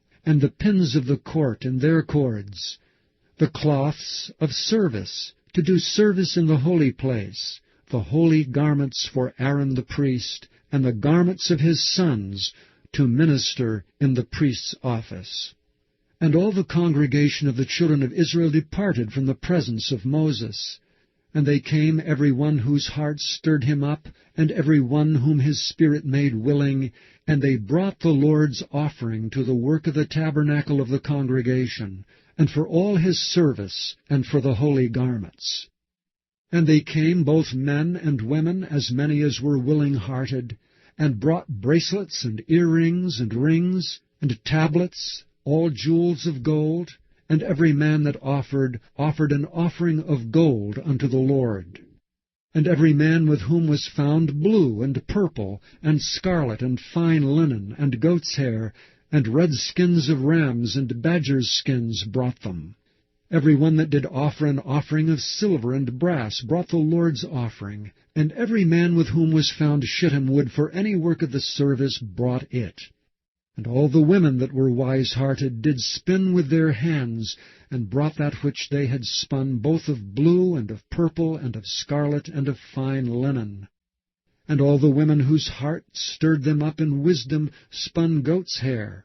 And the rulers brought onyx stones, and stones to be set for the ephod and for the breastplate, and spice, and oil for the light, and for the anointing oil, and for the sweet incense.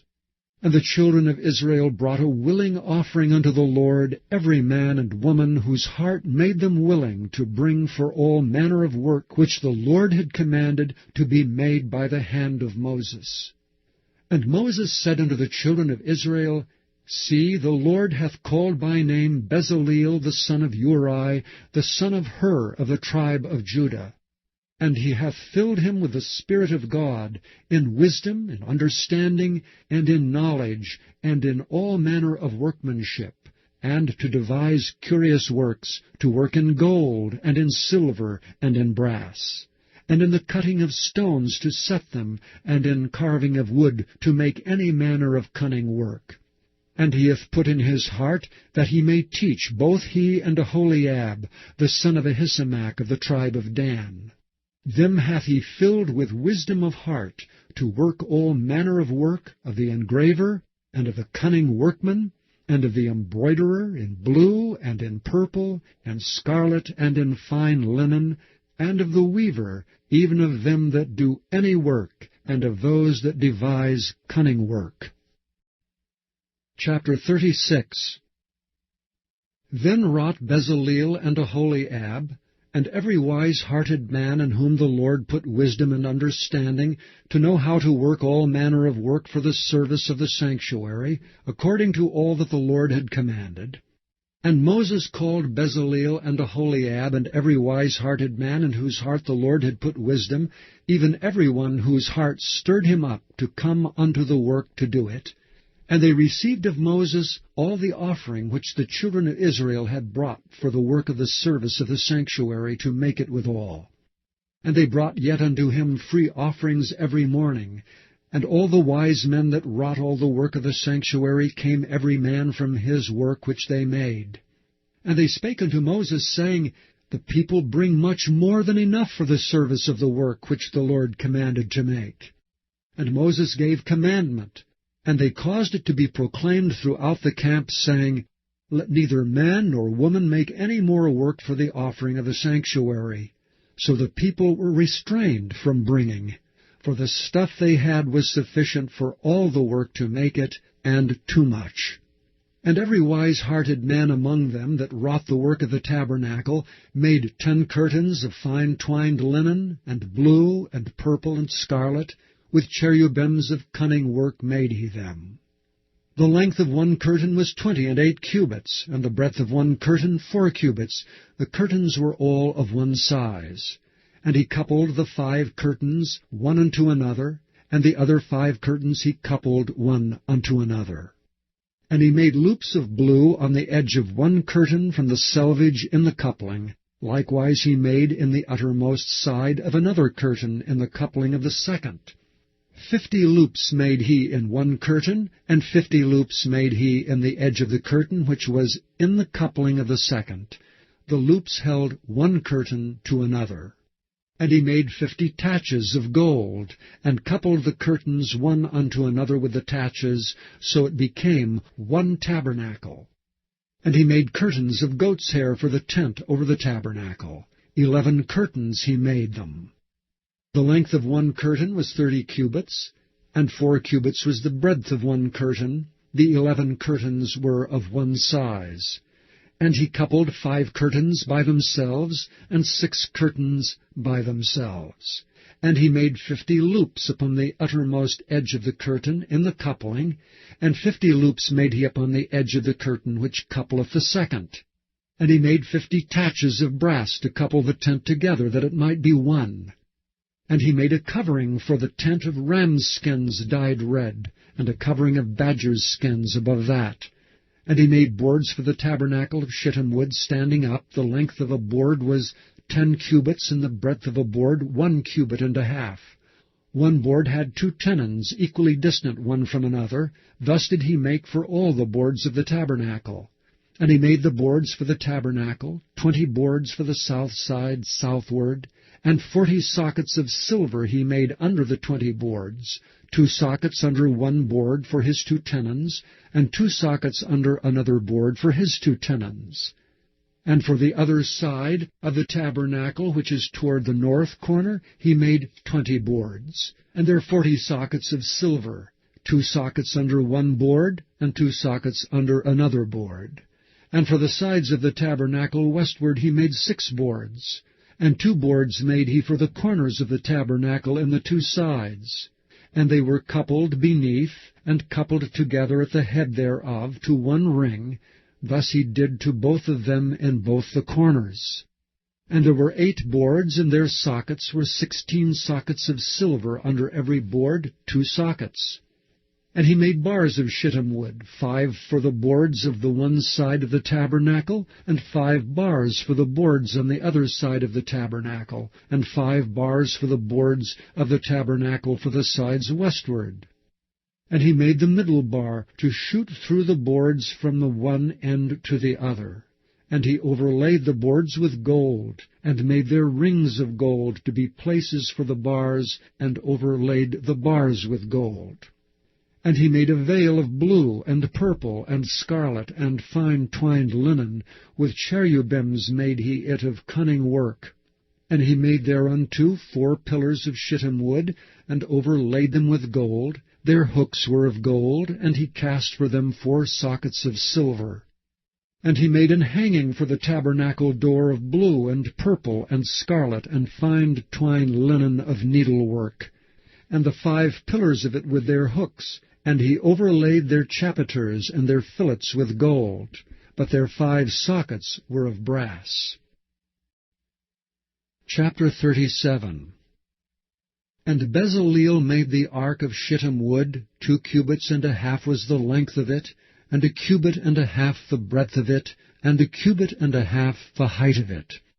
And he overlaid it with pure gold within and without, and made a crown of gold to it round about. And he cast for it 4 rings of gold, to be set by the 4 corners of it, even 2 rings upon the one side of it, and 2 rings upon the other side of it.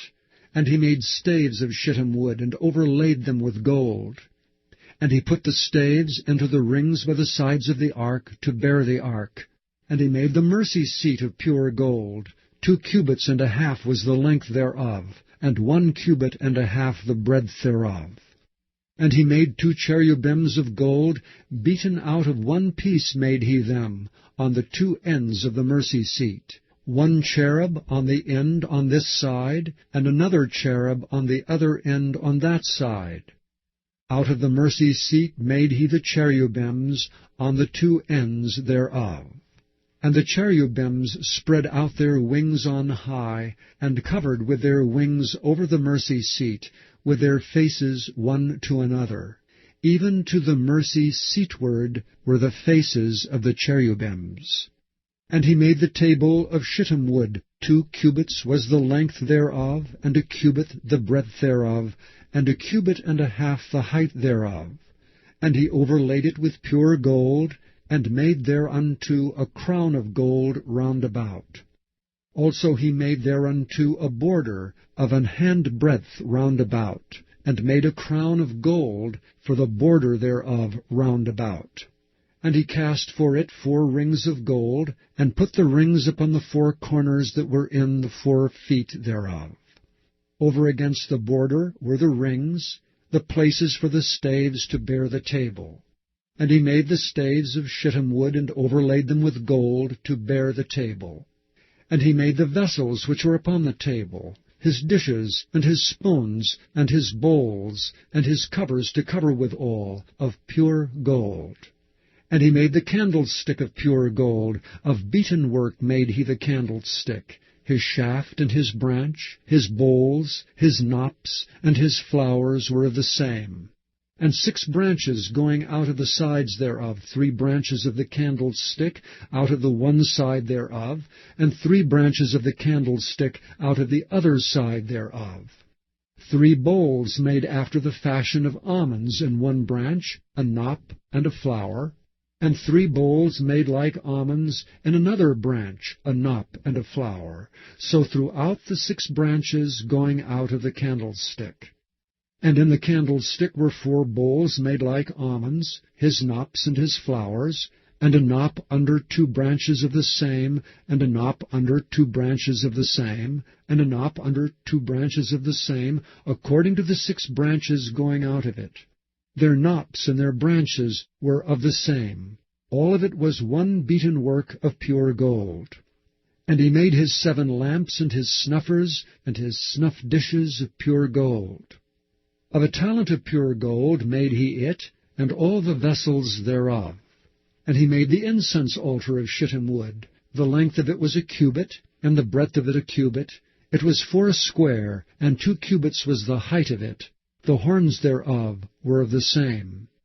And he overlaid it with pure gold, both the top of it, and the sides thereof round about, and the horns of it.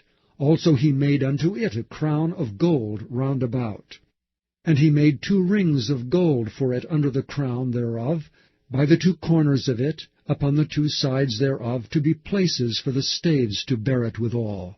And he made the stays of shittim wood, and overlaid them with gold. And he made the holy anointing oil, and the pure incense of sweet spices, according to the work of the apothecary. Chapter 38. And he made the altar of burnt offering of shittim wood. 5 cubits was the length thereof, and 5 cubits the breadth thereof. It was foursquare, and 3 cubits the height thereof.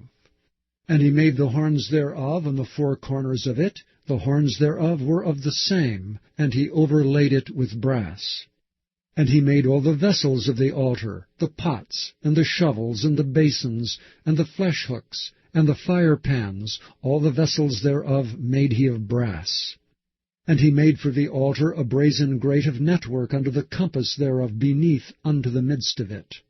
And he cast 4 rings for the 4 ends of the grate of brass, to be places for the staves. And he made the stays of shittim wood, and overlaid them with brass. And he put the staves into the rings on the sides of the altar, to bear it withal. He made the altar hollow with boards. And he made the laver of brass, and the foot of it of brass. Of the looking glasses of the women assembling, which assembled at the door of the tabernacle of the congregation. And he made the court. On the south side southward the hangings of the court were of fine twined linen, 100 cubits. Their pillars were 20, and their brazen sockets 20. The hooks of the pillars and their fillets were of silver. And for the north side the hangings were 100 cubits, their pillars were 20, and their sockets of brass 20, the hooks of the pillars and their fillets of silver. And for the west side were hangings of 50 cubits, their pillars 10, and their sockets 10, the hooks of the pillars and their fillets of silver. And for the east side eastward 50 cubits. The hangings of the one side of the gate were 15 cubits, their pillars 3, and their sockets 3. And for the other side of the court gate, on this hand and that hand were hangings of 15 cubits. Their pillars 3, and their sockets 3. All the hangings of the court round about were of fine twined linen. And the sockets for the pillars were of brass, the hooks of the pillars and their fillets of silver, and the overlaying of their chapiters of silver, and all the pillars of the court were filleted with silver. And the hanging for the gate of the court was needlework, of blue and purple and scarlet, and fine twined linen, and 20 cubits was the length, and the height in the breadth was 5 cubits, answerable to the hangings of the court. And their pillars were 4, and their sockets of brass 4, their hooks of silver, and the overlaying of their chapiters and their fillets of silver. And all the pins of the tabernacle and of the court round about were of brass. This is the sum of the tabernacle, even of the tabernacle of testimony, as it was counted according to the commandment of Moses, for the service of the Levites by the hand of Ithamar, son to Aaron the priest. And Bezaleel the son of Uri, the son of Hur, of the tribe of Judah, made all that the Lord commanded Moses. And with him was Aholiab, son of Ahisamach of the tribe of Dan, an engraver, and a cunning workman, and an embroiderer in blue and in purple, and in scarlet and fine linen. All the gold that was occupied for the work and all the work of the holy place, even the gold of the offering, was 29 talents, and 730 shekels after the shekel of the sanctuary. And the silver of them that were numbered of the congregation was 100 talents, and 1,760 shekels after the shekel of the sanctuary. A beka for every man, that is, half a shekel, after the shekel of the sanctuary, for every one that went to be numbered, from 20 years old and upward, for 600,000 and 3,550 men. And of the 100 talents of silver were cast the sockets of the sanctuary, and the sockets of the veil, 100 sockets of the 100 talents, a talent for a socket. And of the 1,775 shekels he made hooks for the pillars, and overlaid their chapiters, and filleted them. And the brass of the offering was 70 talents, and 2,400 shekels. And therewith he made the sockets to the door of the tabernacle of the congregation, and the brazen altar, and the brazen grate for it, and all the vessels of the altar, and the sockets of the court round about, and the sockets of the court gate, and all the pins of the tabernacle, and all the pins of the court round about. Chapter 39. And of the blue and purple and scarlet they made cloths of service to do service in the holy place, and made the holy garments for Aaron, as the Lord commanded Moses. And he made the ephod of gold, blue and purple and scarlet, and fine twined linen. And they did beat the gold into thin plates, and cut it into wires, to work it in the blue, and in the purple, and in the scarlet, and in the fine linen with cunning work. They made shoulder pieces for it, to couple it together. By the 2 edges was it coupled together.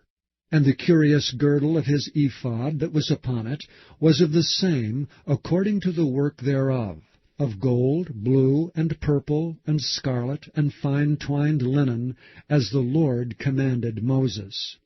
And they wrought onyx stones enclosed in ouches of gold, graven as signets are graven, with the names of the children of Israel. And he put them on the shoulders of the ephod, that they should be stones for a memorial to the children of Israel, as the Lord commanded Moses. And he made the breastplate of cunning work, like the work of the ephod, of gold, blue, and purple, and scarlet, and fine twined linen. It was 4 square. They made the breastplate double. A span was the length thereof, and a span the breadth thereof, being doubled. And they set in it 4 rows of stones. The first row was a sardius, a topaz, and a carbuncle. This was the first row. And the second row, an emerald, a sapphire, and a diamond. And the third row, a ligure, and agate, and an amethyst. And the fourth row, a beryl, and onyx, and a jasper. They were enclosed in ouches of gold in their enclosings. And the stones were according to the names of the children of Israel, 12, according to their names, like the engravings of the signet, every one with his name according to the 12 tribes. And they made upon the breastplate chains at the ends of wreathen work, of pure gold. And they made 2 ouches of gold, and 2 gold rings, and put the 2 rings in the 2 ends of the breastplate. And they put the 2 wreathen chains of gold in the 2 rings on the ends of the breastplate. And the 2 ends of the 2 wreathen chains they fastened in the 2 ouches, and put them on the shoulder pieces of the ephod before it. And they made 2 rings of gold, and put them on the 2 ends of the breastplate, upon the border of it, which was on the side of the ephod inward. And they made 2 other golden rings, and put them on the 2 sides of the ephod, underneath toward the forepart of it, over against the other coupling thereof, above the curious girdle of the ephod. And they did bind the breastplate by his rings under the rings of the ephod with a lace of blue, that it might be above the curious girdle of the ephod, and that the breastplate might not be loosed from the ephod, as the Lord commanded Moses. And he made the robe of the ephod of woven work, all of blue. And there was an hole in the midst of the robe, as the hole of an habergeon, with a band round about the hole, that it should not rend. And they made upon the hems of the robe pomegranates of blue and purple and scarlet, and twined linen. And they made bells of pure gold, and put the bells between the pomegranates upon the hem of the robe, round about between the pomegranates. A bell and a pomegranate, a bell and a pomegranate, round about the hem of the robe to minister in, as the Lord commanded Moses. And they made coats of fine linen of woven work for Aaron and for his sons, and a mitre of fine linen, and goodly bonnets of fine linen, and linen breeches of fine twined linen, and a girdle of fine twined linen, and blue, and purple, and scarlet, of needlework, as the Lord commanded Moses. And they made the plate of the holy crown of pure gold, and wrote upon it a writing like to the engravings of a signet, Holiness to the Lord. And they tied unto it a lace of blue, to fasten it on high upon the mitre, as the Lord commanded Moses. Thus was all the work of the tabernacle of the tent of the congregation finished. And the children of Israel did according to all that the Lord commanded Moses, so did they. And they brought the tabernacle unto Moses, the tent and all his furniture, his taches, his boards, his bars, and his pillars, and his sockets, and the covering of rams' skins dyed red, and the covering of badgers' skins, and the veil of the covering, the ark of the testimony, and the staves thereof, and the mercy seat, the table, and all the vessels thereof, and the showbread, the pure candlestick, with the lamps thereof, even with the lamps to be set in order, and all the vessels thereof, and the oil for light, and the golden altar, and the anointing oil, and the sweet incense, and the hanging for the tabernacle door, and the brazen altar, and his grate of brass, his staves, and all his vessels, the laver and his foot, the hangings of the court, his pillars, and his sockets, and the hanging for the court gate, his cords and his pins, and all the vessels of the service of the tabernacle for the tent of the congregation, the cloths of service to do service in the holy place, and the holy garments for Aaron the priest, and his sons' garments to minister in the priest's office, according to all that the Lord commanded Moses, so the children of Israel made all the work. And Moses did look upon all the work, and behold, they had done it as the Lord had commanded, even so had they done it. And Moses blessed them. Chapter 40. And the Lord spake unto Moses, saying, On the 1st day of the 1st month shalt thou set up the tabernacle of the tent of the congregation. And thou shalt put therein the ark of the testimony, and cover the ark with the veil. And thou shalt bring in the table, and set in order the things that are to be set in order upon it. And thou shalt bring in the candlestick, and light the lamps thereof. And thou shalt set the altar of gold for the incense before the ark of the testimony, and put the hanging of the door to the tabernacle. And thou shalt set the altar of the burnt offering before the door of the tabernacle of the tent of the congregation. And thou shalt set the laver between the tent of the congregation and the altar, and shalt put water therein. And thou shalt set up the court round about, and hang up the hanging at the court gate. And thou shalt take the anointing oil, and anoint the tabernacle, and all that is therein, and shalt hallow it, and all the vessels thereof, and it shall be holy. And thou shalt anoint the altar of the burnt offering, and all his vessels, and sanctify the altar, and it shall be an altar most holy. And thou shalt anoint the laver and his foot, and sanctify it. And thou shalt bring Aaron and his sons unto the door of the tabernacle of the congregation, and wash them with water. And thou shalt put upon Aaron the holy garments, and anoint him, and sanctify him, that he may minister unto me in the priest's office. And thou shalt bring his sons, and clothe them with coats. And thou shalt anoint them, as thou didst anoint their father, that they may minister unto me in the priest's office. for their anointing shall surely be an everlasting priesthood throughout their generations. Thus did Moses, according to all that the Lord commanded him, so did he. And it came to pass in the 1st month of the 2nd year, on the 1st day of the month, that the tabernacle was reared up. And Moses reared up the tabernacle, and fastened his sockets, and set up the boards thereof, and put in the bars thereof, and reared up his pillars. And he spread abroad the tent over the tabernacle, and put the covering of the tent above upon it, as the Lord commanded Moses. And he took and put the testimony into the ark, and set the staves on the ark, and put the mercy seat above upon the ark. And he brought the ark into the tabernacle, and set up the veil of the covering, and covered the ark of the testimony, as the Lord commanded Moses. And he put the table in the tent of the congregation upon the side of the tabernacle northward, without the veil. And he set the bread in order upon it before the Lord, as the Lord had commanded Moses. And he put the candlestick in the tent of the congregation over against the table, on the side of the tabernacle southward. And he lighted the lamps before the Lord, as the Lord commanded Moses. And he put the golden altar in the tent of the congregation before the veil, and he burnt sweet incense thereon, as the Lord commanded Moses. And he set up the hanging at the door of the tabernacle, and he put the altar of burnt offering by the door of the tabernacle of the tent of the congregation, and offered upon it the burnt offering and the meat offering, as the Lord commanded Moses.